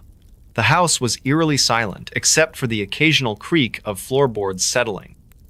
Emily tried not to think too hard about it, but found herself glancing over her shoulder more often than usual. Deciding to make sure all was well upstairs, she climbed the stairs slowly, one hand trailing along the wooden banister. Reaching Jake's room, she hesitated briefly before pushing the door open just enough to peek inside. The dim glow from the nightlight illuminated the space, showing Jake still sound asleep. Relief washed over her until her gaze fell upon the bed. Beneath the edge of the mattress, something moved. Her heart skipped a beat. Was it just a trick of the light? No, there it was again, a shadow shifting ever so slightly. Fear gripped her chest like a vice. What could possibly be hiding under a 4-year-old's bed? "Hello?" Emily called out cautiously, her voice trembling slightly. There was no response, only silence thick enough to cut with a knife. Her mind raced with possibilities, yet none made sense. Gathering whatever courage she possessed, she stepped closer to the bed. Every fiber of her being screamed at her to leave the room immediately, but curiosity, or perhaps duty, rooted her feet to the spot. Kneeling beside the bed, she leaned forward carefully, peering underneath. At first, all she saw were dust bunnies and scattered Legos. Then, slowly, a pair of eyes locked onto hers. Cold, dead eyes devoid of any humanity. A guttural growl escaped from beneath the bed, sending chills down her spine. Before she could react, a hand shot out, grabbing her wrist with surprising strength. Emily screamed, yanking her arm free and stumbling backward. The intruder emerged swiftly, revealing itself to be a man dressed in dark clothing, his face obscured by a ski mask. His breathing came in harsh pants as he surveyed the room, clearly startled by her presence. For a brief second, their gazes met, hers wide with terror, his calculating and dangerous. Without thinking, Emily bolted toward the door. Her bare feet slapped against the hardwood floors as she raced down the hallway, adrenaline pumping fiercely through her veins. Behind her, she heard the thud of footsteps following closely. Panic surged within her, urging her to move faster. She reached the top of the staircase, nearly tripping in her haste. Reaching the bottom, she fumbled with her phone, trying desperately to dial 911. Her fingers shook uncontrollably, making it difficult to press the right buttons. Meanwhile, the footsteps grew louder, echoing ominously throughout the house. Just when she thought she might reach safety, a strong hand clamped down on her shoulder, spinning her around. The masked figure loomed over her, towering menacingly. Emily's breath hitched in her throat as she struggled against his grip. With every ounce of strength left in her body, she kneed him in the stomach, causing him to double over momentarily.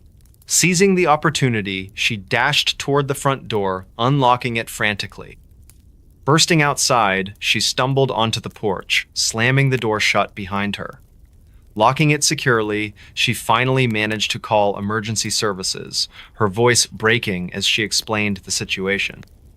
Sirens wailed in the distance, growing nearer with each passing second. Clutching herself tightly, Emily collapsed onto the steps, tears streaming down her face. Minutes later, police cars screeched to a halt in front of the house. Officers swarmed the property, weapons drawn as they entered cautiously. Neighbors peeked out of their windows, whispering amongst themselves about the commotion. Eventually, the suspect was apprehended hiding in the attic, though his motives remained unclear. In the days that followed, investigators pieced together fragments of the truth. The man turned out to be a convicted criminal who had recently escaped from prison. How he ended up in the Thompsons' home remained a mystery, but authorities believed he may have been targeting random houses in the area. Thankfully, Jake remained unharmed throughout the ordeal. Night shift nurse saw something not human. Every night, the corridors of St. Mary's Hospital in Chicago were eerily silent after midnight. The hospital had been built over a century ago, and its old brick walls seemed to whisper secrets from decades past. For Emily Carter, a dedicated nurse working the night shift, this place was both her sanctuary and her battleground. She had worked there for 5 years, but nothing could have prepared her for what happened one fateful evening. It all began on a cold November night when the wind howled outside like an angry ghost. Emily started her shift at 11:00 p.m. sharp, as she always did. Her station was located on the 3rd floor, where most patients were recovering from surgeries or dealing with chronic illnesses. The atmosphere was calm, almost too calm. There were no emergency calls that night, no sudden beeping monitors, just the rhythmic hum of fluorescent lights above her desk. Emily glanced at the clock hanging near the nurse's station. It read 2:43 a.m. It was her usual routine during these quiet hours, checking patient charts, ensuring medication schedules were up to date, and occasionally walking through the hallways to make sure everything was in order. But something felt different tonight. There was a heaviness in the air, a feeling she couldn't quite put into words. At around 3:15 a.m., Emily decided to check on Mr. Thompson, an elderly man who had undergone hip replacement surgery earlier that week. His room was at the far end of the corridor, room 317. As she walked down the dimly lit hallway, her footsteps echoed softly against the tiled floor. The silence was oppressive, almost suffocating.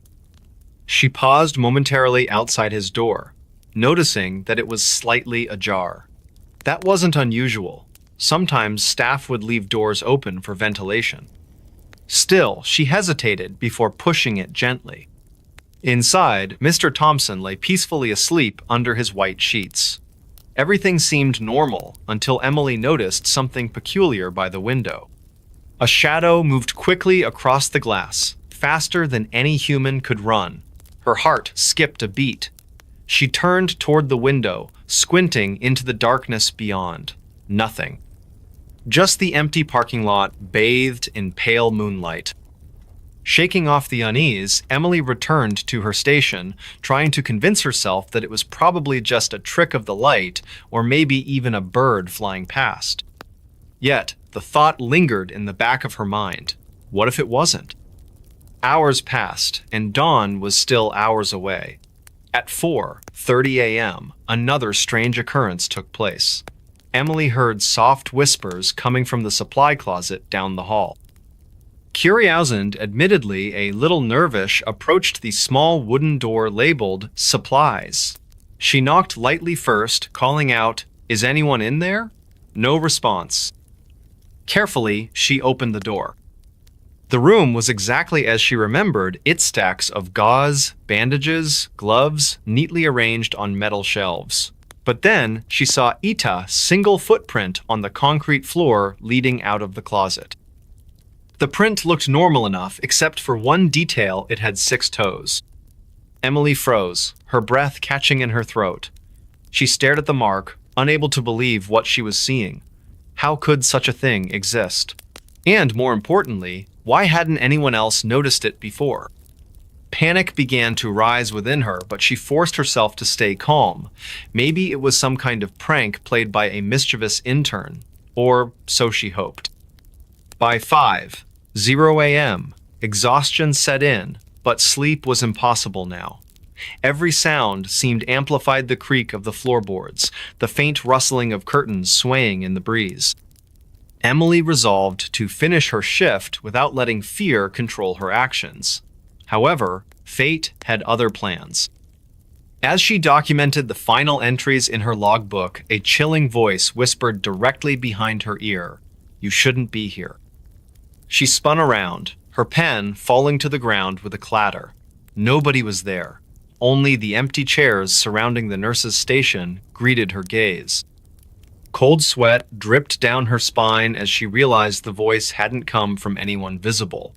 It sounded wrong, not human. The tone carried an unnatural cadence, almost mechanical, yet undeniably alive. Trembling, Emily grabbed her phone and dialed security immediately. They promised to send someone up right away, though they sounded skeptical about her claims.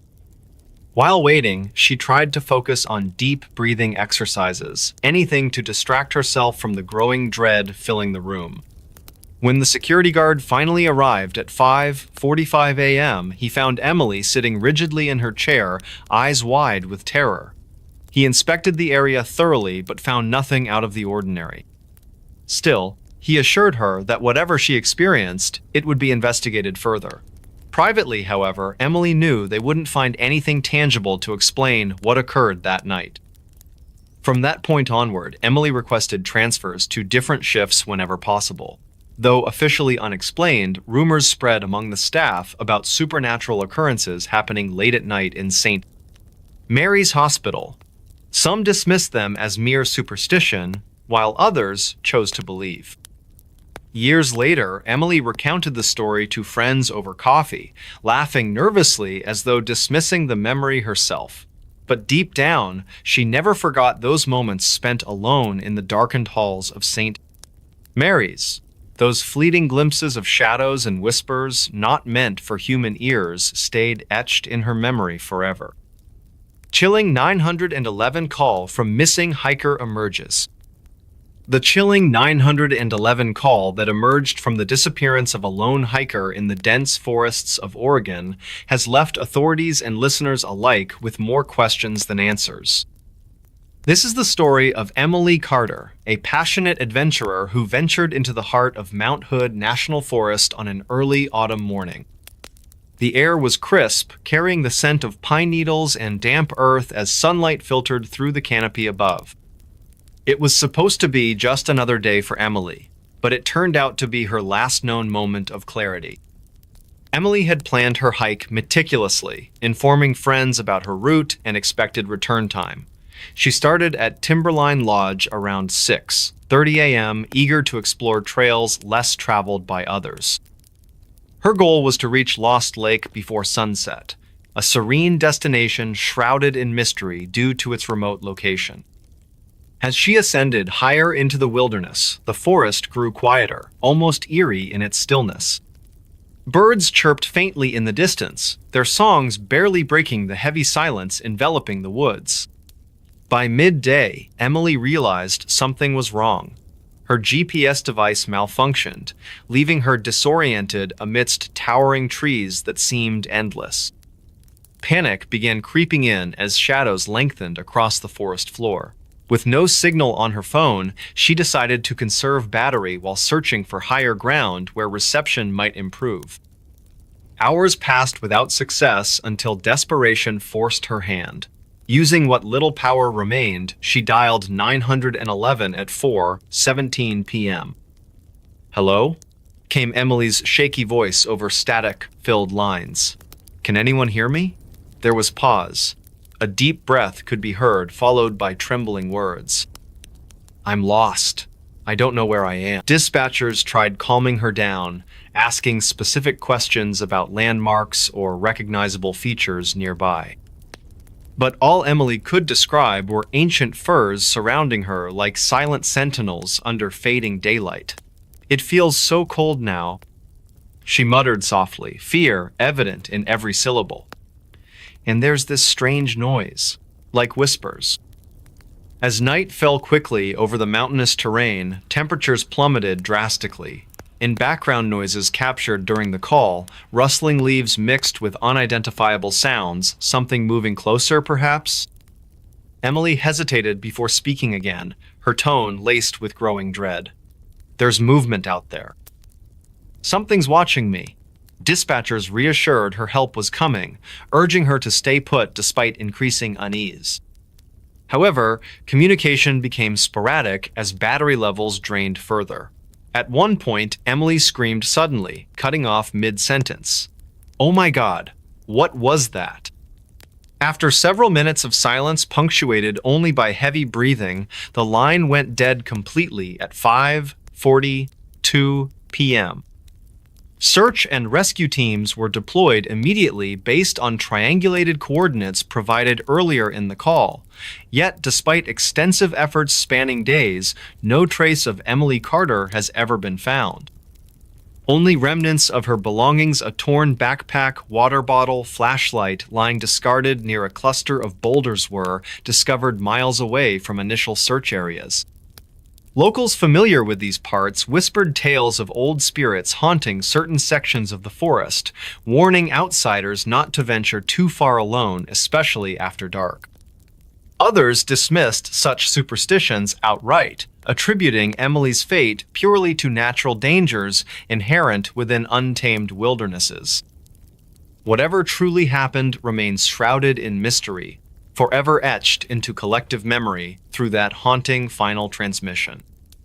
Voices in the woods called my name. The sun had just begun its descent, casting a golden hue across the dense forest of Blackwater National Wildlife Refuge near Cambridge, Maryland. It was an ordinary Saturday evening when Emily Carter decided to take her usual stroll through these woods. She often visited this place after work, finding solace in the quiet embrace of nature. The air carried a crisp chill that hinted at the approaching autumn season. Emily, a 28-year-old graphic designer, lived alone in a small apartment on King Street. Her job kept her busy during the week, but weekends were reserved for exploring the outdoors. This particular day started like any other. She woke up at 5:00 a.m., prepared her backpack with essentials: water bottle, flashlight, notebook, and a pocket knife. By 6:30 p.m., as daylight began fading, she found herself deep within the refuge's trails. As she walked along the well-worn path, the forest seemed unusually alive. Leaves rustled softly underfoot, creating a gentle melody against the backdrop of distant bird calls. The trees stood tall and ancient, their branches intertwined above like nature's cathedral ceiling.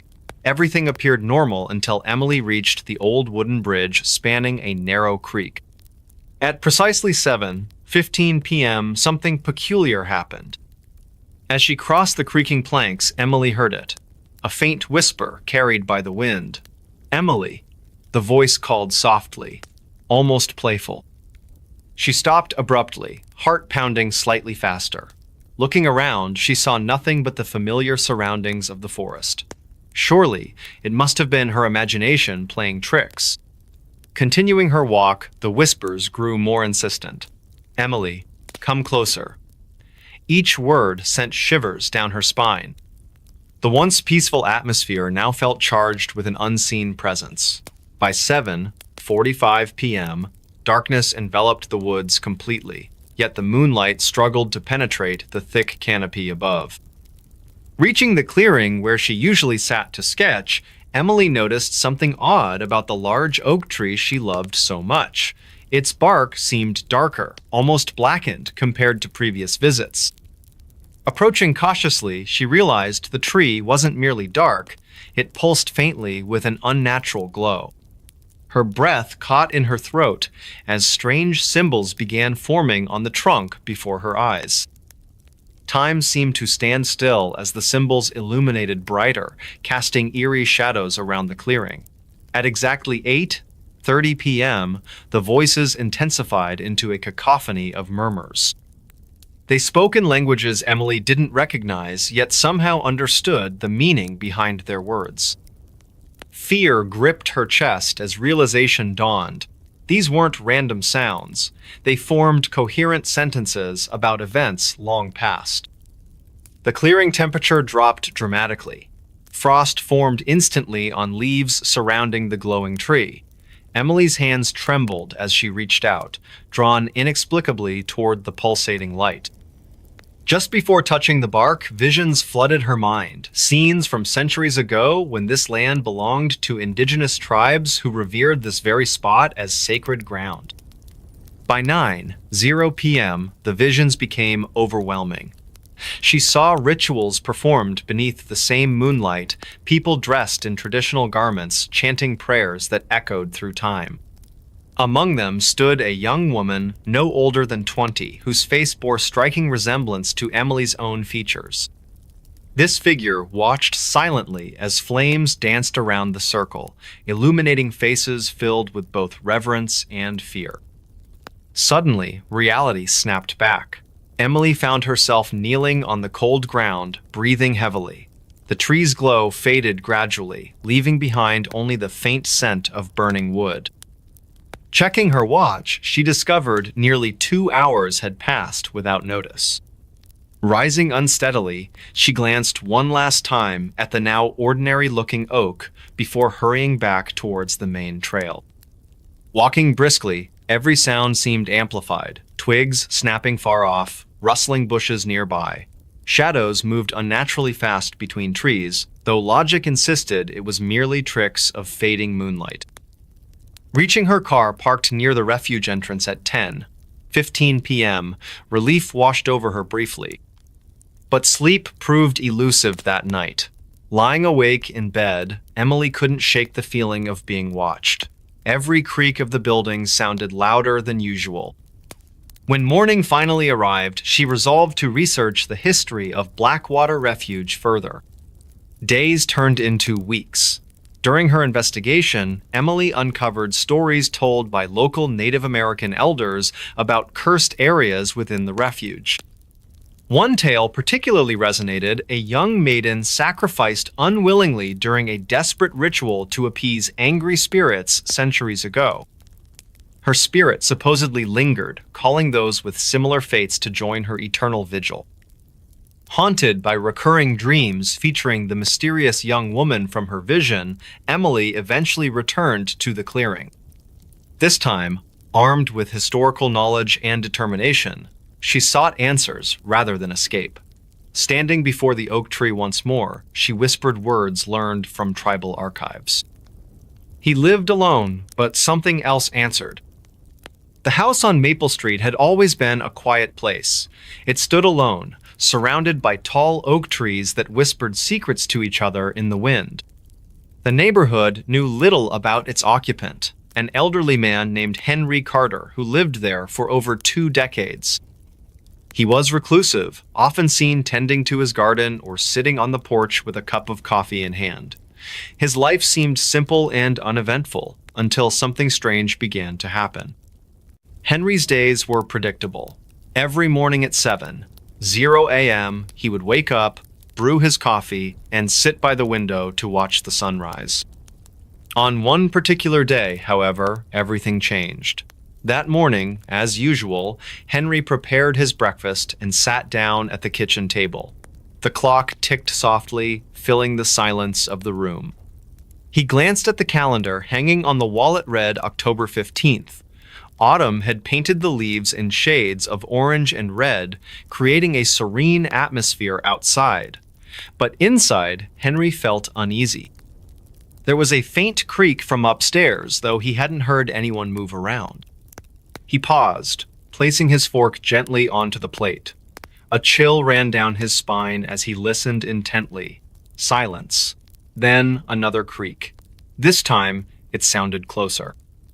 Henry frowned, wondering if perhaps the old house was just settling. After all, it had been standing for nearly 100 years. Still, curiosity got the better of him.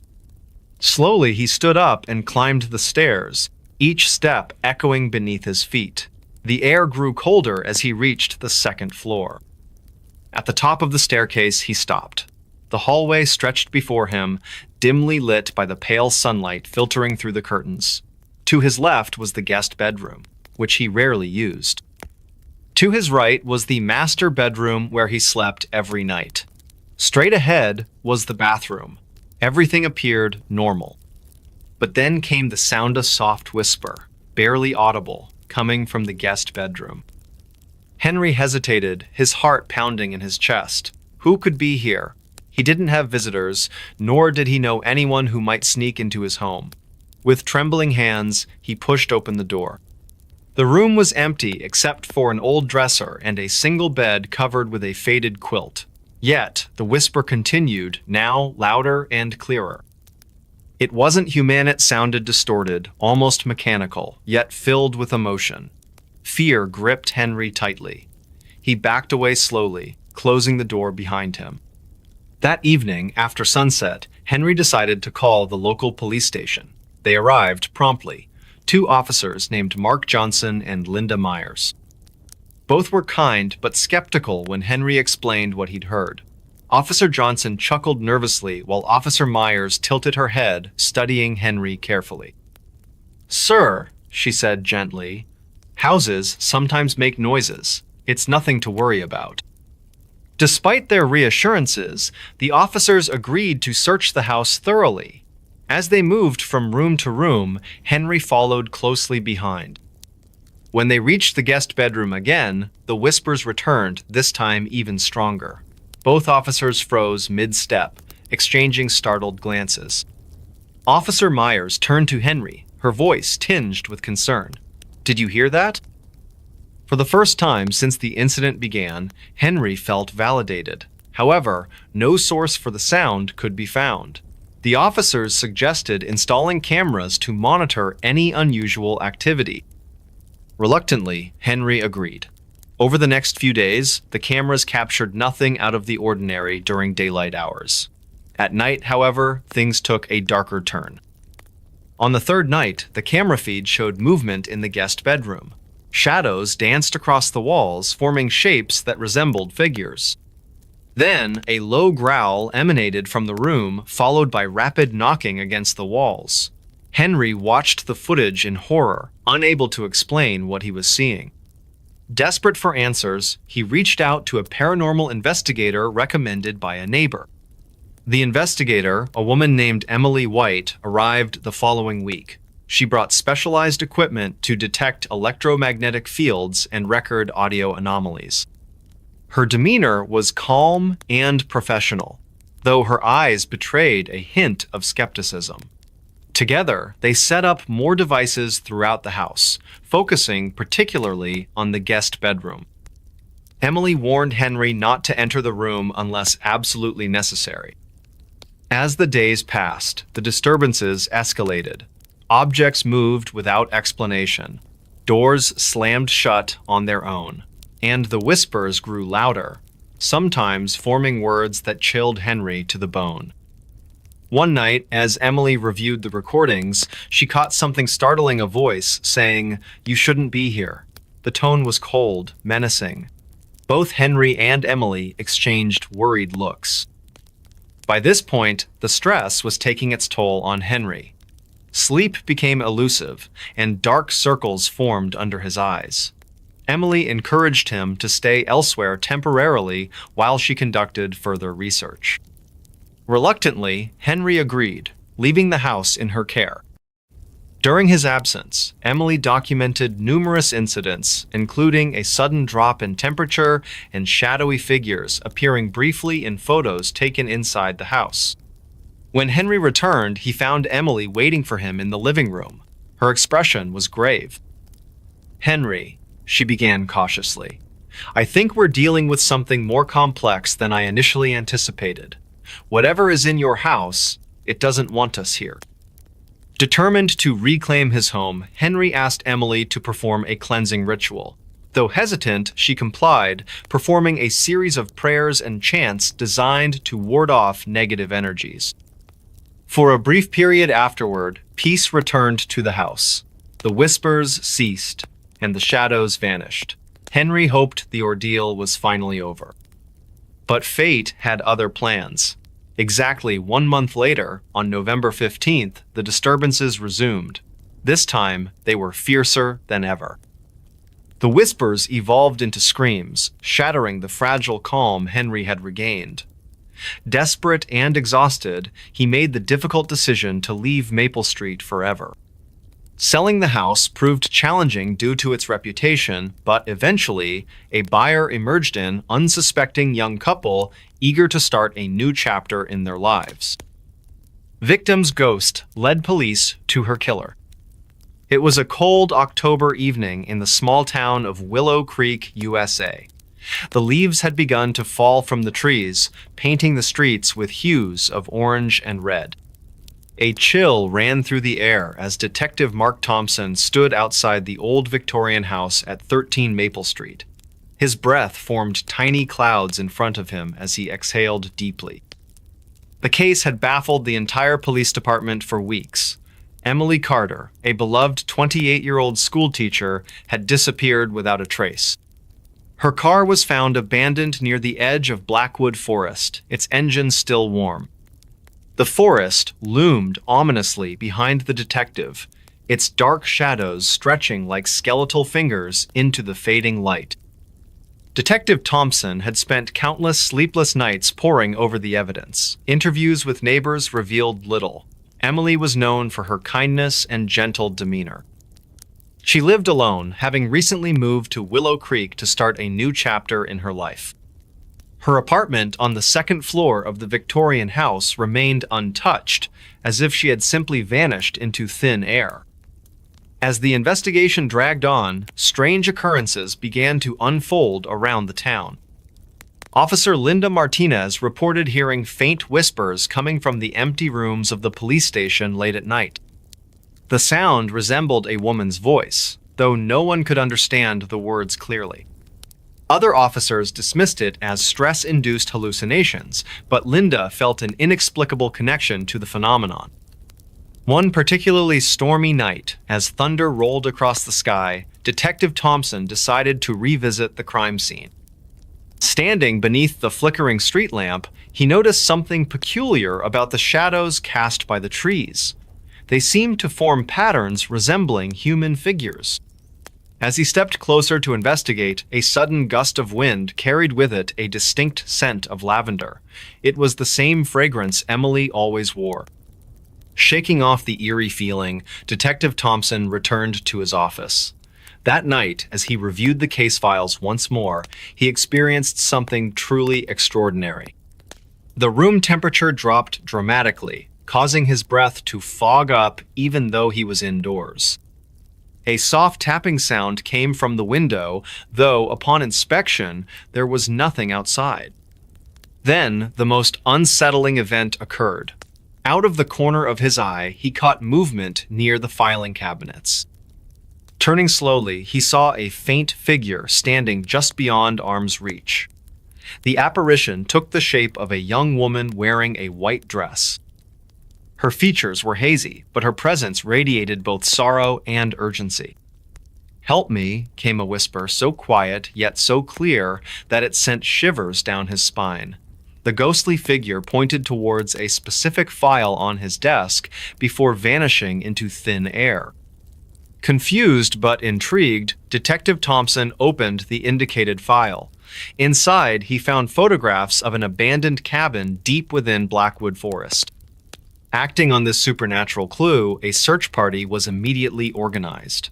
Armed with flashlights, they ventured into the heart of the forest under the pale glow of a crescent moon. The journey was fraught with tension. Every snapping twig and rustling leaf seemed amplified in the oppressive silence. When they finally reached the cabin, it appeared far older and more decrepit than any photograph could capture. Inside, they discovered horrifying evidence linking the cabin to several missing persons cases spanning the past decade. But their most crucial find lay hidden beneath the floorboards, Emily's personal belongings, along with a journal detailing her final days.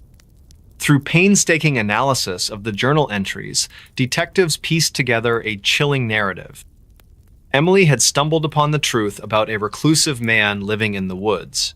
He preyed on unsuspecting victims, luring them to the cabin under false pretenses. Her writings revealed her growing fear and determination to expose his crimes. However, she hadn't realized how dangerous her discovery truly was until it was too late. Armed with this newfound information, authorities tracked down the suspect, a man named Walter Kane, who had lived isolated from society for years. During questioning, Kane exhibited signs of severe mental instability. Confronted with overwhelming evidence, including DNA traces found at the cabin, he eventually confessed to Emily's murder. Though justice was served, the experience left an indelible mark on those involved. Detective Thompson often reflected on that fateful night when the supernatural intervened to solve the case. Even now, walking through the precinct late at night, he sometimes hears faint whispers echoing through the halls, reminders of the mysterious bond between the living and the dead. Willow Creek gradually returned to normalcy, yet locals occasionally speak in hushed tones about the spectral figure seen wandering near Blackwood Forest. Some claim it's Emily, forever searching for peace. Others believe she remains to protect others from meeting the same fate. Whatever the truth may be, one thing is certain. Some mysteries transcend our understanding, lingering just beyond the veil of reality. She walked into fog, never came out. It was a crisp autumn evening in the small town of Blackwater Hollow, nestled deep within the forested hills of New England. The air carried a chill that sent shivers down anyone who dared to linger outside after sunset. The locals often spoke in hushed tones about the dense fog that would roll in unpredictably, blanketing the area with an eerie silence. No one ventured far from home when the fog appeared. It was as if nature itself warned them to stay indoors. Her name was Emily Carter, a 26-year-old graphic designer living alone in her modest apartment on Maple Street. She had moved to Blackwater Hollow just 6 months prior, lured by its quiet charm and affordable rent. Emily loved walking through the woods near her home, finding inspiration for her artwork among the towering trees and winding trails. But this particular evening, something felt different. A strange unease settled over the town as twilight approached, but Emily didn't notice it at first. Her mind was preoccupied with thoughts of deadlines and sketches waiting to be finished. At exactly 7:15 p.m., she grabbed her coat and decided to take a short walk before dinner. Just around the block, she told herself, stepping out into the cool night. The streetlights flickered faintly above her head, casting long shadows across the pavement. As she turned onto Pine Avenue, a thick mist began to creep up from the ground, swirling gently between the houses like smoke rising from unseen fires. Emily paused for a moment, feeling a twinge of discomfort. This wasn't the usual morning fog. It seemed heavier, more oppressive, almost alive. She hesitated, but then shrugged it off. Probably nothing, she muttered under her breath, continuing her stroll. By now, the fog had grown denser, obscuring the outlines of buildings and streetlights. It was eerily silent, no sound of crickets or rustling leaves, only the soft crunch of her boots against the gravel path. At 7:23 p.m., Emily realized she couldn't see much beyond a few feet in front of her. Panic started to rise in her chest, but she forced herself to remain calm. Okay, I just need to retrace my steps, she said aloud, trying to reassure herself. But as she walked back toward what she thought was Pine Avenue, the familiar landmarks were gone. The street signs, the lampposts, even the distinctive shape of Mrs. Thompson's house all vanished beneath the suffocating gray haze. Fear crept into her voice as she called out softly, "Hello? Is anyone there?" There was no answer, only the unsettling sensation of being watched. Time seemed to stretch endlessly as Emily wandered deeper into the fog. Her watch showed 7:45 p.m., but the numbers felt meaningless. Every direction looked the Samian endless expanse of white emptiness. Then she heard Ida's faint whisper carried on the wind. At first, it sounded distant, barely audible, but soon it grew louder, surrounding her from all sides. "Help!" the voice rasped, chilling her to the bone. Emily froze, her heart pounding wildly in her chest. "Who's there?" she demanded, her voice trembling despite her best efforts to sound brave. Another pause followed, broken only by the sound of her own ragged breathing. And then, footsteps. They weren't hers. They came from somewhere behind her, slow and deliberate, crunching against the ground. She spun around, peering desperately into the fog, but saw nothing. The whispers returned, closer this time, overlapping one another until they formed a cacophony of voices. Some sounded human, others unearthly, their words unintelligible yet somehow filled with malice. Emily stumbled forward, desperate to escape, but every step led her further into the labyrinth of mist. Her phone battery died at 8:03 p.m., leaving her completely cut off from help. Tears streamed down her face as she shouted into the void, "Please, someone help me." And then, everything went still. The whispers stopped abruptly, the footsteps ceased, and the oppressive weight of the fog lifted slightly. In front of her, barely visible through the haze, stood a figure. Its form was indistinct, cloaked entirely in shadow, but its presence radiated an overwhelming sense of dread. Emily wanted to scream, to run, but her legs refused to obey. All she could do was stare in frozen terror as the figure stepped closer, its features remaining hidden behind layers of darkness. Minutes or perhaps hours passed as Emily remained trapped in this surreal encounter. Finally, at 9:17 p.m., the fog began to thin, retreating as quickly as it had arrived. When it dissipated entirely, Emily was nowhere to be found. Search parties scoured the area throughout the night, calling her name and shining flashlights into the woods, but there was no sign of her. By dawn, the streets of Blackwater Hollow were eerily quiet once more, as though the previous events had never occurred. In the days that followed, rumors spread like wildfire through the town. Some claimed Emily had simply gotten lost and left the area without telling anyone. Others whispered about supernatural forces at work, citing old legends of spirits that lured unwary travelers into the fog, never to return. Her belongings remained untouched in her apartment, including the unfinished sketches she had planned to complete that evening. To this day, no trace of Emily Carter has ever been discovered. On certain nights, especially during the late autumn season, residents of Blackwater Hollow claim to hear faint whispers carried on the wind, accompanied by the sound of footsteps moving silently through the fog. Those who dare to investigate always come back shaken, insisting they saw something or someone in the distance before the mist swallowed them whole again.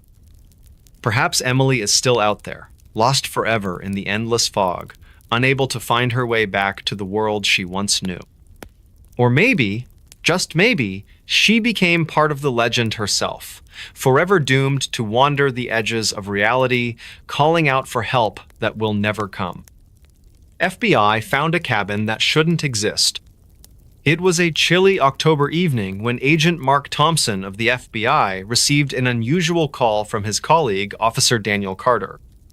The call came just as twilight began to settle over the quiet town of Blackwood, nestled deep within the dense forests of the Appalachian Mountains. "Mark?"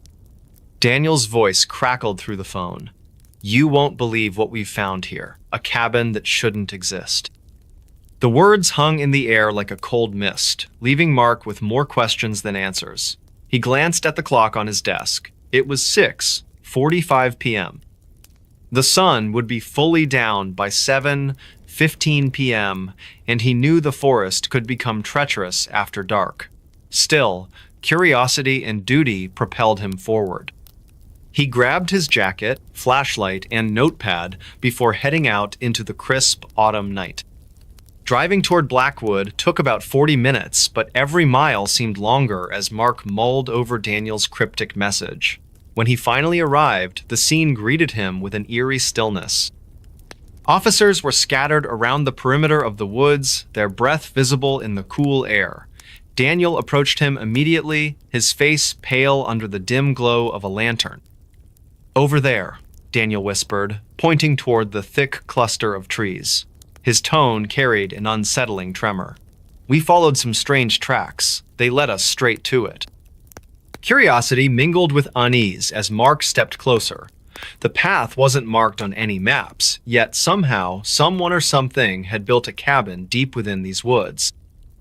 As they ventured further, the temperature dropped noticeably, and the sounds of wildlife faded away. It felt unnatural, almost oppressive, as though the forest itself wanted them to turn back.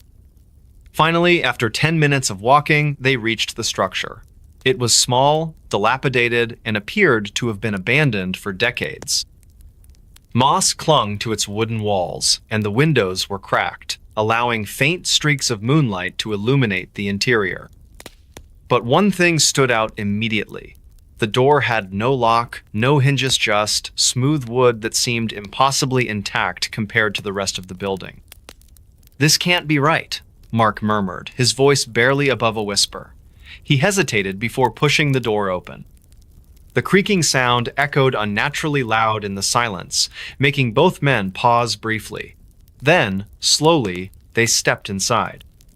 Inside, the atmosphere shifted dramatically. The air smelled stale, tinged with mildew and something metallic, a hint of rust or blood. A single oil lamp sat on a rickety table near the center of the room, its wick unlit but somehow glowing faintly as if powered by an unseen force. Around the lamp lay several objects, a journal, a compass, and a series of photographs scattered haphazardly across the surface. Daniel picked up the compass first. Its needle spun wildly, refusing to settle northward. "What is this place?" he asked, his voice trembling slightly. Mark ignored him, drawn instead to the journal. Flipping through its yellowed pages, he discovered handwritten entries dated sporadically over the past century. Each entry spoke of people who had disappeared without a trace, all linked to this very cabin. One passage described a family seeking refuge during a snowstorm, only to vanish entirely. Another told of a group of hunters who stumbled upon the cabin and never returned home. As Mark read aloud, Daniel wandered to the corner of the room where the photographs lay. They depicted various individuals standing outside the same cabinmen, women, children, all smiling happily as if posing for a keepsake. Yet none of them bore any resemblance to anyone living today.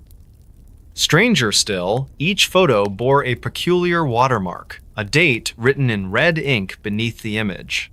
Every single date corresponded to the day the person photographed went missing. A shiver ran down Mark's spine. "This isn't possible," he muttered, trailing off as he turned another page. This time, the writing grew frantic, almost illegible. The final entry read, "They're waiting. Don't go in. Too late." Before either man could react, the lamp flickered violently, casting long shadows across the walls. Both froze, hearts pounding in unison. Then, from somewhere behind them, came a low, guttural noise that sent chills racing up their spines. Slowly, they turned to face the source. Standing in the farthest corner of the room was a figure cloaked in darkness. Its silhouette wavered, as if made of smoke rather than flesh. For a moment, neither agent dared move. Then, with a sudden lurch, the entity lunged forward, forcing Mark and Daniel to flee the cabin in terror. Outside, the forest had changed. Trees loomed taller, branches twisting unnaturally overhead. The once familiar trail now twisted into an endless maze, leading them deeper into the wilderness. Panic set in as hours passed, the stars above offering little guidance. At last, just as dawn began to break, they stumbled upon a clearing where a lone ranger station awaited. Exhausted and shaken, Mark called for backup, recounting everything they had seen. By the time reinforcements arrived, however, the cabin had vanished completely. No traces remained, not even the strange tracks that had originally guided them there. In the days that followed, investigators scoured the area, searching for evidence of the mysterious dwelling. Nothing was found. Some dismissed the story as mere delusion brought on by fatigue, while others whispered theories of supernatural phenomena. But Mark knew better. He couldn't forget the feeling of being watched, the sound of whispers lingering in his ears long after he'd left the woods. Last call came after he was declared dead. The sun had already set over the quiet town of Pine Hollow, casting long shadows across the narrow streets lined with old Victorian houses. The air was crisp and cool, carrying a faint scent of pine needles from the nearby forest. It was just past 9:15 p.m. when the emergency call came through to the local dispatch center.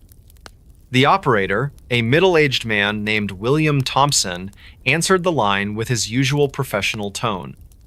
"Pine Hollow Emergency Services, this is William speaking." There was a brief pause on the other end before a familiar voice replied. The voice belonged to Thomas Carter, a well-known resident who had been declared clinically dead earlier that evening at St. Mary's Regional Hospital. William felt an immediate chill run down his spine as he recognized the name. "Mr. Carter?"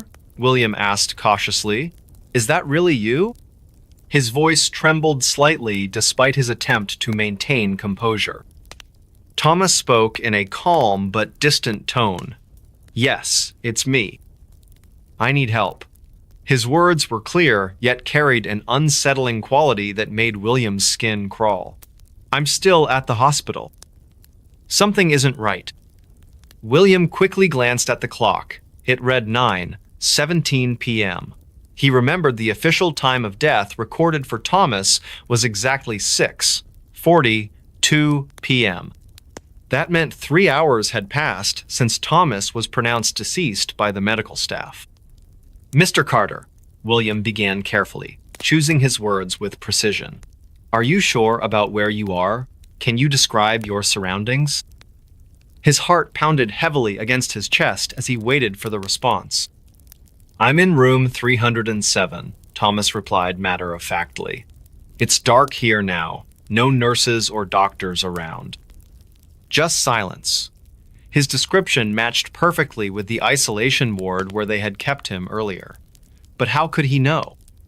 Meanwhile, inside St. Mary's Hospital, security guard Robert Hayes was making his rounds. It was 9:20 p.m. and unusually quiet throughout the building. As he approached room 307, he noticed something strange. The door, which should have remained locked according to protocol, stood slightly ajar. Robert hesitated momentarily before pushing it open further. Inside, the room appeared undisturbed. Medical equipment lined the walls while monitors displayed their usual patterns indicating no patient present. Yet, an overwhelming sense of unease filled the space. He couldn't shake off the feeling someone was watching him. Back at the dispatch center, William tried contacting the hospital staff to verify Thomas's claim. However, every attempt resulted in unanswered calls or busy signals. Frustration mounted within him as each second ticked by seemed louder than the last. At precisely 9:25 p.m., another call came into the system, this one originating directly from room 307 itself. William picked up immediately, hoping for clarification. Instead, all he heard was heavy breathing followed by soft whispers repeating over and over again, "Help me." Each syllable echoed eerily through the speaker. Suddenly, without warning, the connection cut off abruptly, leaving behind only deafening silence. Later, investigations revealed no explanation for these events. Phone records confirmed both calls originated from non-existent numbers. Security footage showed no activity near room 307 during those critical moments. And most puzzling of all, Thomas Carter's body remained untouched in the morgue, showing no signs of revival whatsoever.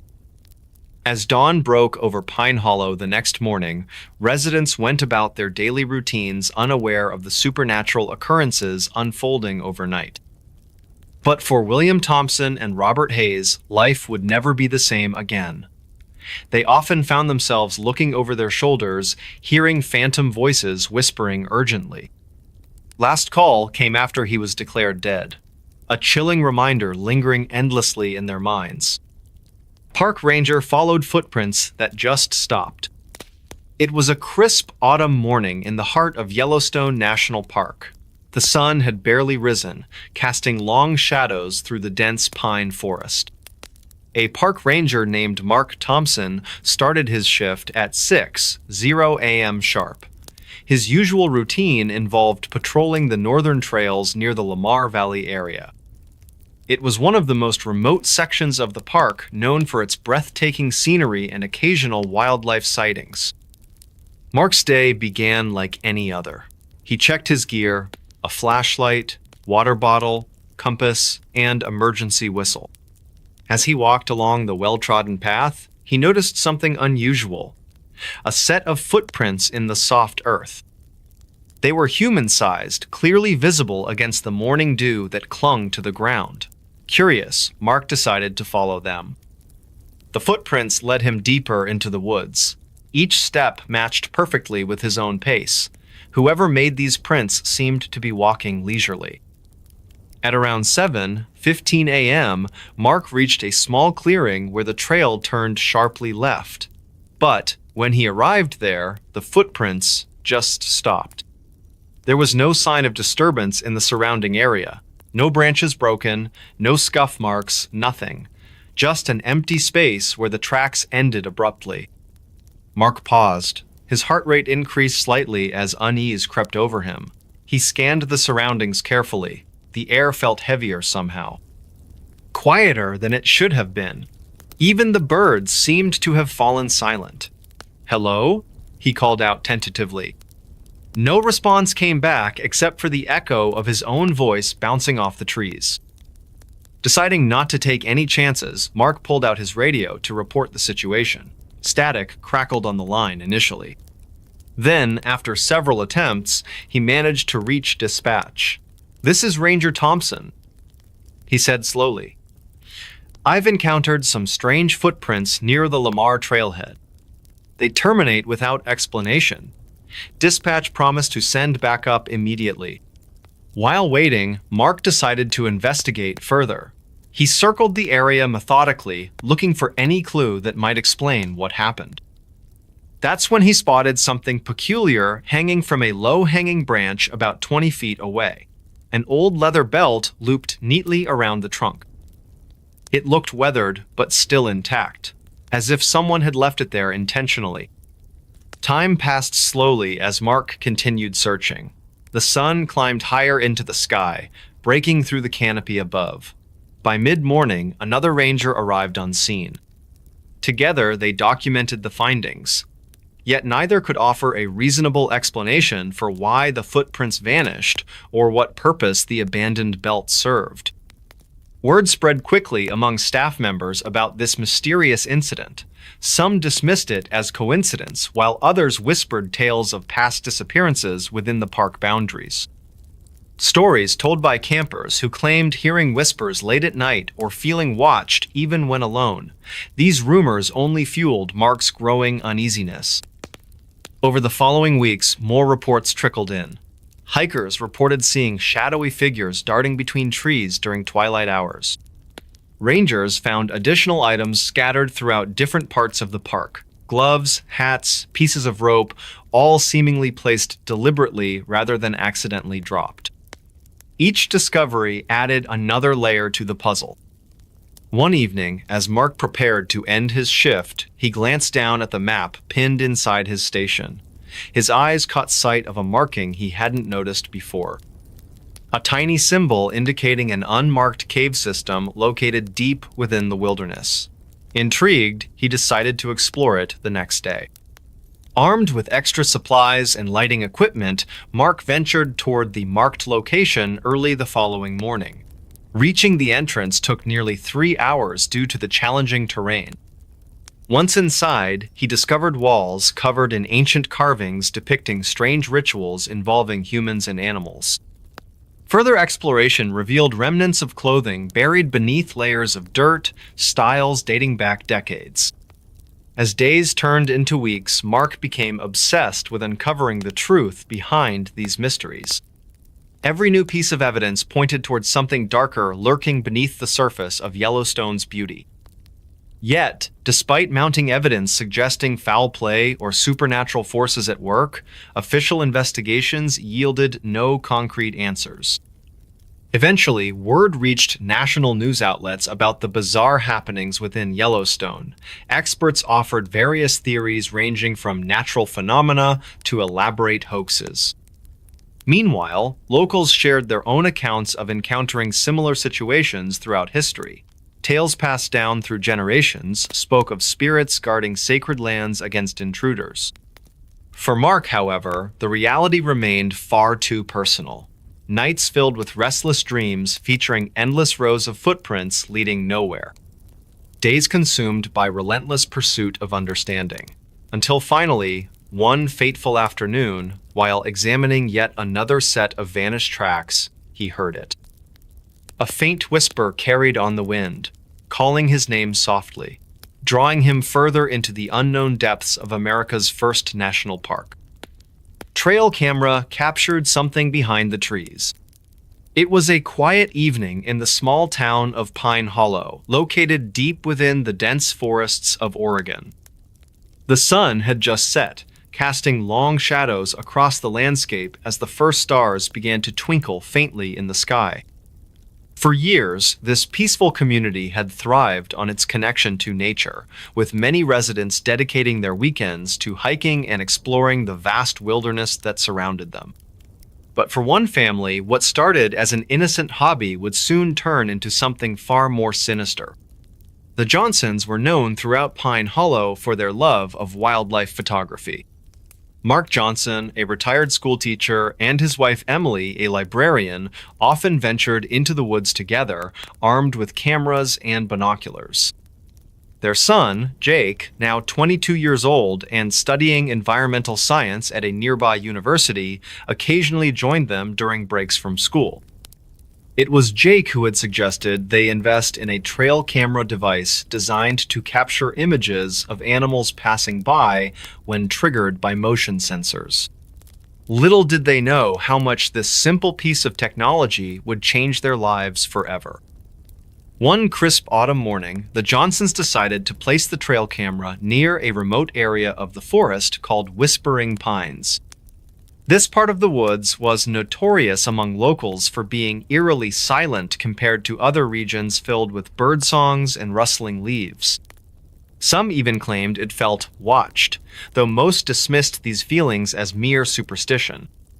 Mark secured the camera to a sturdy oak tree about 5 feet off the ground, aiming it toward a narrow path frequented by deer and other creatures. Satisfied with their setup, the family returned home, eagerly anticipating the footage they might retrieve days later.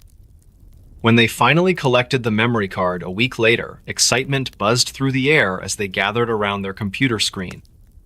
At first, everything seemed normal images of squirrels darting across branches, rabbits nibbling on grass, and even a majestic buck pausing briefly before continuing its journey. However, midway through reviewing the photos, Emily gasped audibly.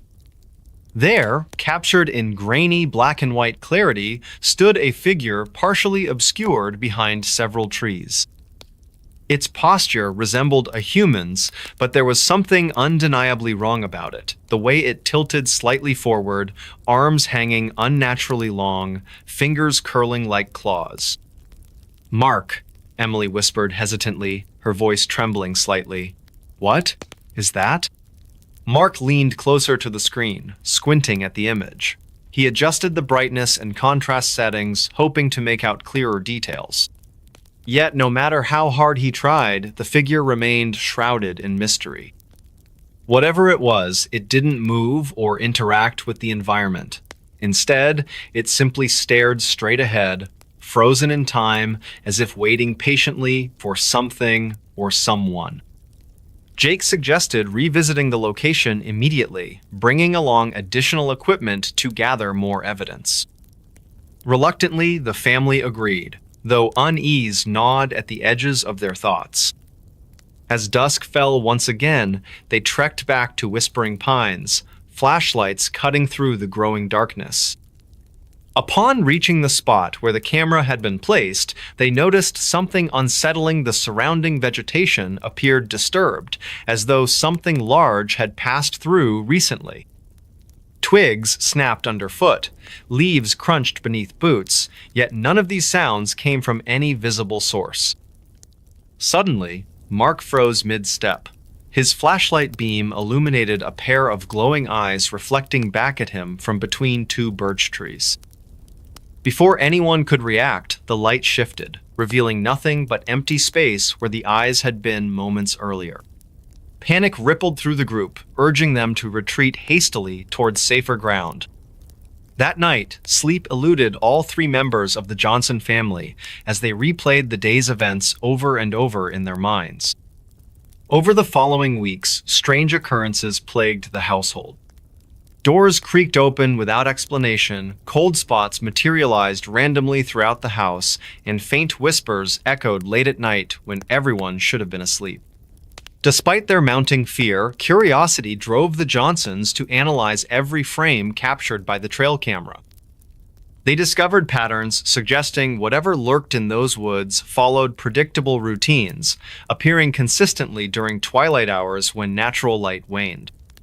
Desperate for answers, they reached out to local experts, including historians familiar with Native American legends tied to the region. One elder recounted tales of a spirit known as the Watcher, said to guard sacred grounds against intruders. According to legend, the Watcher manifested only to those who trespassed unknowingly, offering warnings rather than harm unless provoked further. While intriguing, this information provided little comfort to the Johnsons, whose encounters grew increasingly frequent and disturbing. One fateful evening, while setting up another round of surveillance equipment, Jake spotted movement out of the corner of his eye. Turning quickly, he caught sight of a shadow slipping silently between trunks farther down the trail. Without hesitation, he activated the night vision feature on his handheld camera, zooming in desperately to capture anything useful.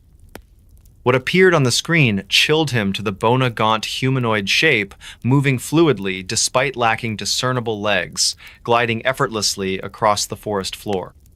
Its faceless head pivoted slowly in their direction, unblinking eyes locking onto theirs with unnatural intensity. From that point onward, life in Pine Hollow changed irrevocably for the Johnsons. They stopped venturing into the woods altogether, choosing instead to focus on documenting their experiences through written journals and recorded interviews. Word spread quickly among neighbors, sparking debates about whether the Watcher truly existed or represented mere figments of imagination fueled by isolation and stress. Regardless of belief systems, one truth remained undeniable: their trail camera had captured something extraordinary beyond comprehension, leaving behind questions that may never find answers. Bigfoot saved me from a serial killer. It was a chilly autumn evening in the dense forests of Washington state. The air carried an eerie stillness, broken only by the rustling leaves and distant hoots of owls. This is where Emily Carter found herself stranded after her car skidded off the narrow mountain road during a sudden downpour. Her heart pounded as she realized how far she was from civilization. Before we begin, tell me, where are you listening from, and what time is it there? Emily had always been adventurous, but this trip to the Pacific Northwest seemed different somehow. She had planned a solo camping adventure near Mount Rainier National Park, hoping to escape the chaos of city life. Little did she know that fate would lead her into something far more terrifying than she could ever imagine. As darkness fell over the forest, Emily decided to set up camp under the cover of ancient trees. The moonlight barely penetrated through the thick canopy above, casting long shadows across the forest floor. It was around 9:30 p.m. when she first heard it, a faint whisper carried by the wind. Then came the sound of footsteps, deliberate, slow, methodical. The hairs on her neck stood up as she noticed strange markings carved into nearby tree trunks, symbols she couldn't recognize. Her mind raced with possibilities. Was it some kind of ritualistic sign? Or perhaps just another camper's graffiti? But deep down, she felt uneasy. Something about these marks didn't feel right. Suddenly, a loud crack echoed through the woods as a branch snapped nearby. Emily froze. Her flashlight beam trembled as she scanned her surroundings. That's when she saw him. A figure standing at the edge of her light's reach, tall, thin, with glowing eyes that pierced through the darkness. He wasn't moving, just watching, waiting. Her instincts told her to run. But before she could gather her courage, another presence emerged from deeper within the forest. This one was different, massive, towering, covered in dark fur. Its form moved silently despite its size. Emily's breath caught in her throat as both figures locked eyes. For what felt like eternity, they simply stared at each other. Then it happened. The thin man lunged toward her. In that split second, everything changed. The large creature reacted faster than she thought possible. With a single powerful motion, it intercepted the attacker. What followed was a chaotic struggle between the two beings. Growls, snarls, and the chilling sound of bones breaking. Emily watched in disbelief as the mysterious beast fought fiercely to protect her. Though terrified, she couldn't help but notice how intelligent its movements were. Not animalistic, almost human-like. After what seemed like hours, but was likely mere minutes, the fight ended abruptly. The attacker lay motionless on the ground while the protector stood guard over Emily. Gathering her wits, she slowly approached the creature. To her astonishment, it allowed her close proximity. Without speaking, there was an understanding between them. A silent agreement that she wouldn't harm him if he kept her safe. They spent the night together under the watchful eyes of countless stars. The atmosphere shifted from fear to cautious gratitude. As dawn broke, the forest transformed dramatically.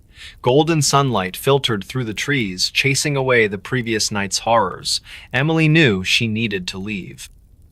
But so did her savior. Before parting ways, they shared one final moment of connection, an unspoken promise never to forget this encounter. Back in Seattle, days later, Emily tried returning to normal life. Yet something gnawed at her thoughts constantly. Who or what exactly saved her life that fateful night? And why did those symbols appear specifically around her campsite? Determined to find answers, she began researching local legends. Stories of Bigfoot sightings became increasingly familiar. Could her protector truly be one of these elusive creatures? But there was more, much more. As she dug deeper, disturbing patterns emerged regarding missing persons cases throughout the region. Each victim disappeared near similar symbol-marked areas. Coincidence? Or evidence of something darker lurking in the shadows?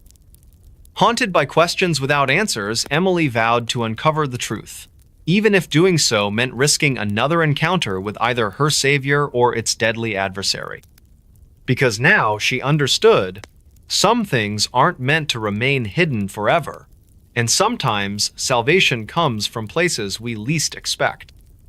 Bigfoot's footprints led to an unmarked grave. The dense forest of Oregon's Cascade Range was quiet that evening, the kind of silence that felt heavy and unnatural. The sun had dipped below the horizon hours ago, leaving only a faint glow on the western edge of the sky. It was an ordinary night for most people in the small town of Timber Ridge, but not for John Carter, a local hiker who often ventured into the woods alone. He loved the solitude, the peace, and the chance to escape from the chaos of modern life. Little did he know that this particular journey would lead him down a path no one could have predicted. John set out at dusk, his flashlight cutting through the darkness as he followed a narrow trail that snaked its way through towering pines and ancient oaks. The air was cool, carrying with it the earthy scent of damp leaves and moss. His boots crunched softly against the ground, each step deliberate and measured. As he walked deeper into the forest, something unusual caught his eye: a series of large footprints pressed deeply into the soft soil. They were far too big to belong to any known animal or human. Unless, of course, they belonged to Bigfoot. He paused, his heart quickening slightly. This must be some prank, he muttered to himself, though deep down he couldn't shake the feeling that these tracks were real. The prints continued further along the trail, leading him farther away from the safety of the main path. Despite the growing unease in his chest, curiosity got the better of him. He decided to follow them, telling himself he'd turn back if anything seemed truly wrong. As John followed the mysterious footprints, the forest grew darker and more oppressive. The trees seemed to lean inward, their branches forming a canopy overhead that blocked out what little moonlight there was. The temperature dropped noticeably, and a chill ran down his spine. Somewhere in the distance, an owl hooted eerily, its call echoing through the stillness. He stopped momentarily to check his compass, ensuring he hadn't wandered off course. Everything appeared normal except those enormous footprints ahead of him. After about 30 minutes of walking, the trail abruptly ended at the base of a massive redwood tree. There, surrounded by ferns and fallen logs, lay something that made John freeze, a makeshift cross carved into the bark of the tree. It looked old, weathered by time and exposure to the elements. Beneath it, written in faded letters, were the words, "Rest in peace." "What is this?" John whispered, his voice trembling slightly. A strange sensation crept over him, like being watched. He glanced around nervously, shining his flashlight into the shadows, but saw nothing. Still, the hairs on the back of his neck stood on end. Something wasn't right here. Then he noticed another detail: the footprints didn't stop at the tree. Instead, they circled around it before disappearing entirely. Confused and increasingly uneasy, John crouched down to examine the area more closely. That's when he found an unmarked grave hidden beneath layers of dirt and pine needles. His stomach churned as he realized the significance of what he'd stumbled upon. Why was there a grave so deep in the woods? And why had no one ever mentioned it? His mind raced with questions, but before he could dwell on them too long, a sound broke the silence, a low growl, distant yet unmistakable. John froze again, his breath catching in his throat. Slowly, he turned his head toward the source of the noise. Through the gloom, he thought he saw movementa, dark shape, moving between the trees. Panic surged within him, and without hesitation, he scrambled to his feet and began running back the way he came. The forest seemed alive now, every rustle of leaves and snap of twigs magnified tenfold. John's flashlight beam darted wildly as he pushed himself faster, adrenaline fueling his escape. Behind him, the growling grew louder, closer. He dared not look back, fearing what he might see. All he could focus on was reaching the safety of the main trail. Finally, after what felt like an eternity, he burst through the underbrush and onto the familiar path. Collapsing against a nearby boulder, he tried to catch his breath, his chest heaving. For several minutes, all he could hear was the pounding of his own heartbeat. But then, just as he began to calm down, he heard it, the unmistakable sound of heavy footsteps approaching from behind. John bolted upright, fear gripping him anew. He sprinted down the trail, his legs burning with exertion. The footsteps followed relentlessly, closing the gap with alarming speed. Whatever it wasn't slowing down. Desperation clawed at him as he searched frantically for a place to hide. Up ahead, he spotted a hollow log partially buried in the ground. Without thinking twice, he dove inside, pulling dead branches and leaves over the entrance to conceal himself. For what felt like hours, he lay there, barely daring to breathe. The creature, whatever it was, passed close by, its presence almost palpable. The air seemed to vibrate with energy, and John swore he could feel its gaze lingering nearby. Finally, after an agonizing wait, the sounds faded into the distance, and he allowed himself to relax slightly. When dawn finally broke, painting the forest in hues of gold and orange, John emerged from his hiding spot, shaken but alive. He knew he needed to get out of the woods as quickly as possible.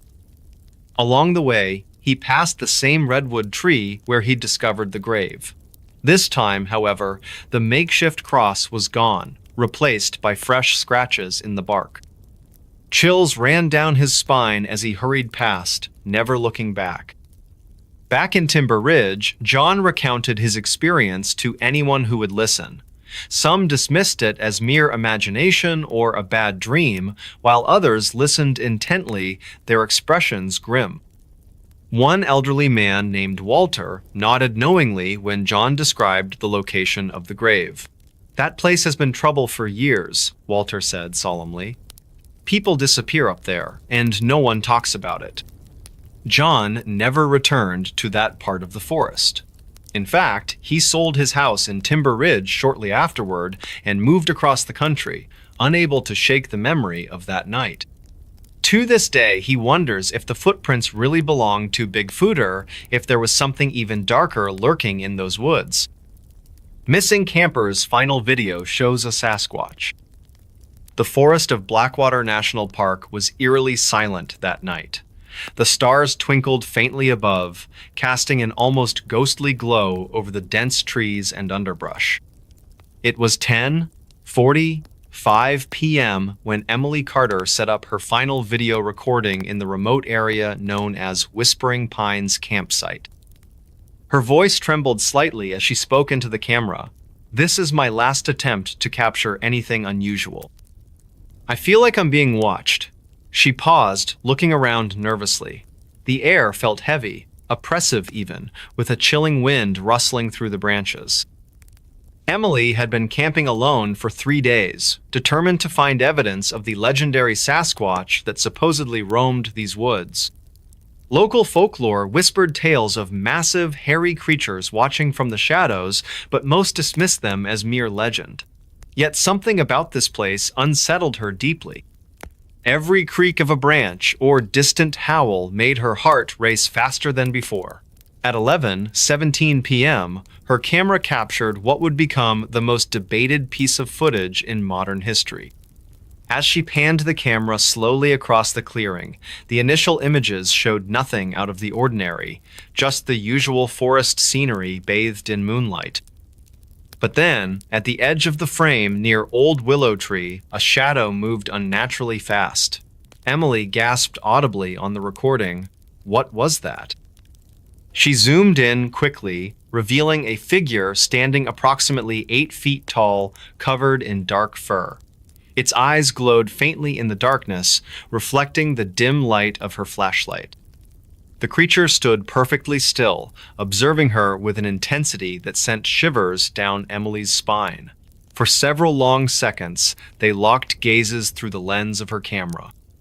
Then, without warning, it vanished into the trees so swiftly it seemed almost supernatural. Emily stammered, "I don't know what just happened. That thing. It wasn't human."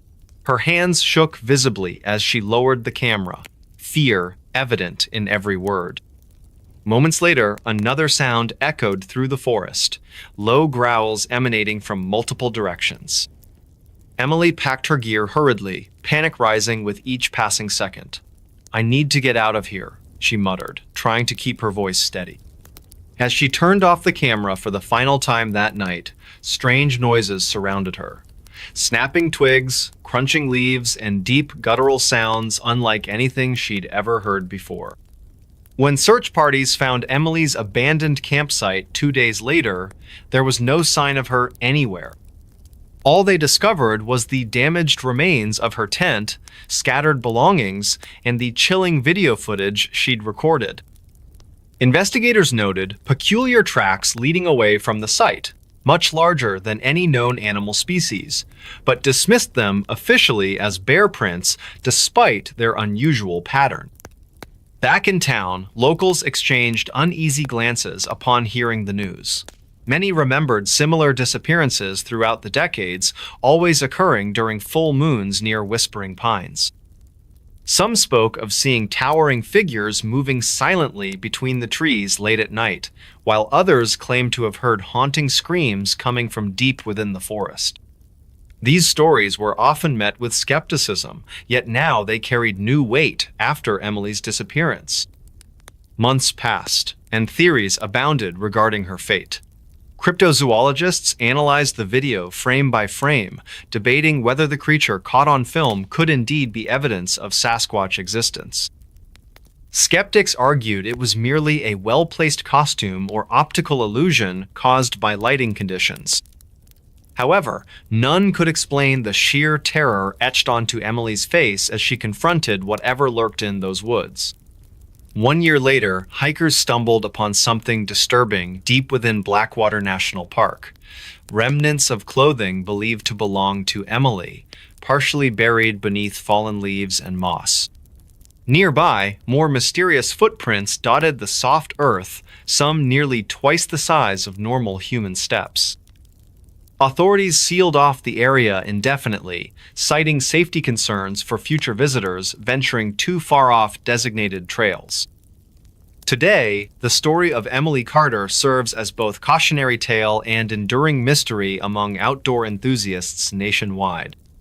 Those brave enough to visit Whispering Pines campsite report eerie sensations, feelings of being watched, unexplained noises, and sometimes glimpses of fleeting movement just beyond reach of sight.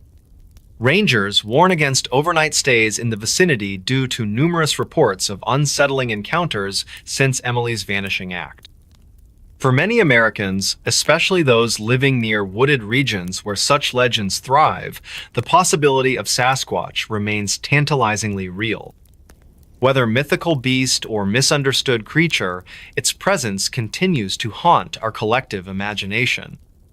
And perhaps somewhere deep within Blackwater National Park, amidst ancient trees and shadowy clearings, Emily's unanswered questions linger alongside the cryptic entity that took her away that fateful night. Bigfoot stalked our camp for 3 nights. It was a chilly autumn evening in the Cascade Mountains of Washington State. The air smelled of pine and damp earth as we set up camp near Lake Wenatchee.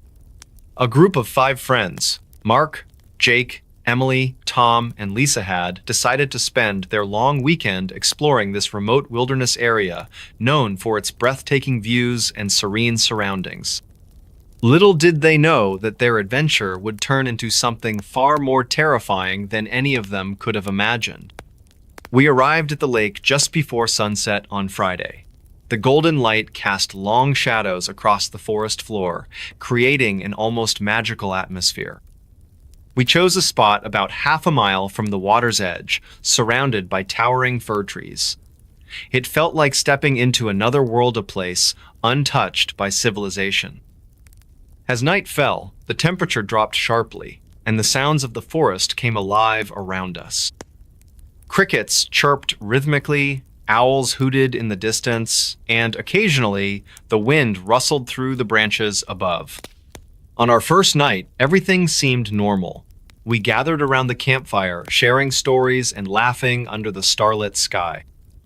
But sometime after midnight, when most of us were already asleep inside our tents, strange noises began to echo through the woods. At first, it sounded like branches snapping far off in the distance. Then came deeper thuds, as if something heavy was walking nearby. Mark woke up startled and whispered loudly enough to wake everyone else. "Did you hear that?" Everyone sat bolt upright, hearts pounding. We unzipped one side of the tent cautiously and peered outside. The moonlight illuminated patches of the forest, but nothing moved within sight. Still, the unsettling feeling lingered. For the rest of the night, none of us slept soundly. Every creak or groan of the trees made us jump. By dawn, we convinced ourselves it must have been bears or other wildlife roaming the area. Saturday passed without incident during daylight hours. We spent the day hiking along trails near the lake, marveling at the vibrant colors of fall leaves blanketing the ground. Yet as dusk approached, the tension returned. That evening, while preparing dinner over the fire, we noticed unusual tracks in the soft soil near the edge of our campsite. They weren't bear prints nor deer hooves. These were enormous footprints, nearly twice the size of a human's, with distinct toe marks. Our laughter faded instantly, replaced by uneasy silence. As darkness enveloped the forest once again, the eerie sounds resumed. This time, however, they were closer, much closer. Branches cracked right outside our tents. Leaves crunched beneath unseen feet. Heavy breathing echoed faintly through the stillness. Panic bubbled up among us. No one dared step out of their tent. Instead, we stayed huddled together, clutching flashlights and whatever makeshift weapons we could find. Each noise sent shivers down our spines. The second night stretched endlessly. Sleep eluded us entirely as we listened intently to every movement outside. Around 3 a.m., a loud crash shook the entire camp. Something had knocked over one of our chairs near the fire pit. Then came a guttural growl, not angry, but rather curious and low-pitched. It sent chills racing up my spine. My hands trembled, holding the flashlight beam steady toward the source of the sound. Nothing showed up in the narrow circle of light. By Sunday morning, exhaustion weighed heavily on all of us. We debated whether to leave immediately or stay put until dark. Reluctantly, we agreed to pack up quickly and head back to civilization. However, fate had other plans. During breakfast preparation, another round of mysterious noises started. Only now, these weren't random. They followed a pattern. Whoever or whatever was out there circled our camp methodically, pausing periodically as though observing us. At this point, fear gripped us tightly. Communication between us became strained, short sentences filled with urgency. "What do we do?" "Stay calm," someone replied, though their voice quivered noticeably. Time slowed down as each second brought new anxiety. Finally, mid-afternoon, we managed to dismantle our gear and load everything onto backpacks. Before departing, we scanned the dense foliage surrounding us one last time. There, hidden partially behind a tree trunk, stood a shadowy figure watching silently. Too tall to be human, covered in thick fur, eyes glowing faintly in reflection of sunlight filtering through canopy. Without hesitation, we fled down the trail as fast as possible. Adrenaline fueled our steps despite fatigue setting in. Looking back confirmed the creature maintained a safe distance behind us, matching our pace effortlessly. Hours later, upon reaching safety at ranger station miles away, relief washed over us, mixed with disbelief. Rangers listened patiently to our tale, nodding sympathetically. Some believed us, others didn't. Regardless, those 3 nights remain etched forever in our Memorician encounter no amount of rationalization can erase. Mysterious lights over campsite, then she vanished. It was a crisp autumn evening in the heart of Colorado's Rocky Mountains. The sun had dipped below the jagged peaks, painting the sky with hues of orange and purple. A young woman named Emily sat by her campfire at Willow Creek Campground, enjoying the serenity that only nature could provide. Her tent was pitched just a few feet away, its nylon walls glowing faintly from the firelight. The air was cool, carrying the earthy scent of pine needles and damp soil. Emily had always loved camping. It was her escape from the bustling city life of Denver, where she worked as a graphic designer. She arrived earlier that day, setting up her gear under the watchful gaze of towering evergreens. As night fell, the stars began to appear, their brilliance undiminished by city lights. It was one of those nights when the universe seemed closer, more tangible.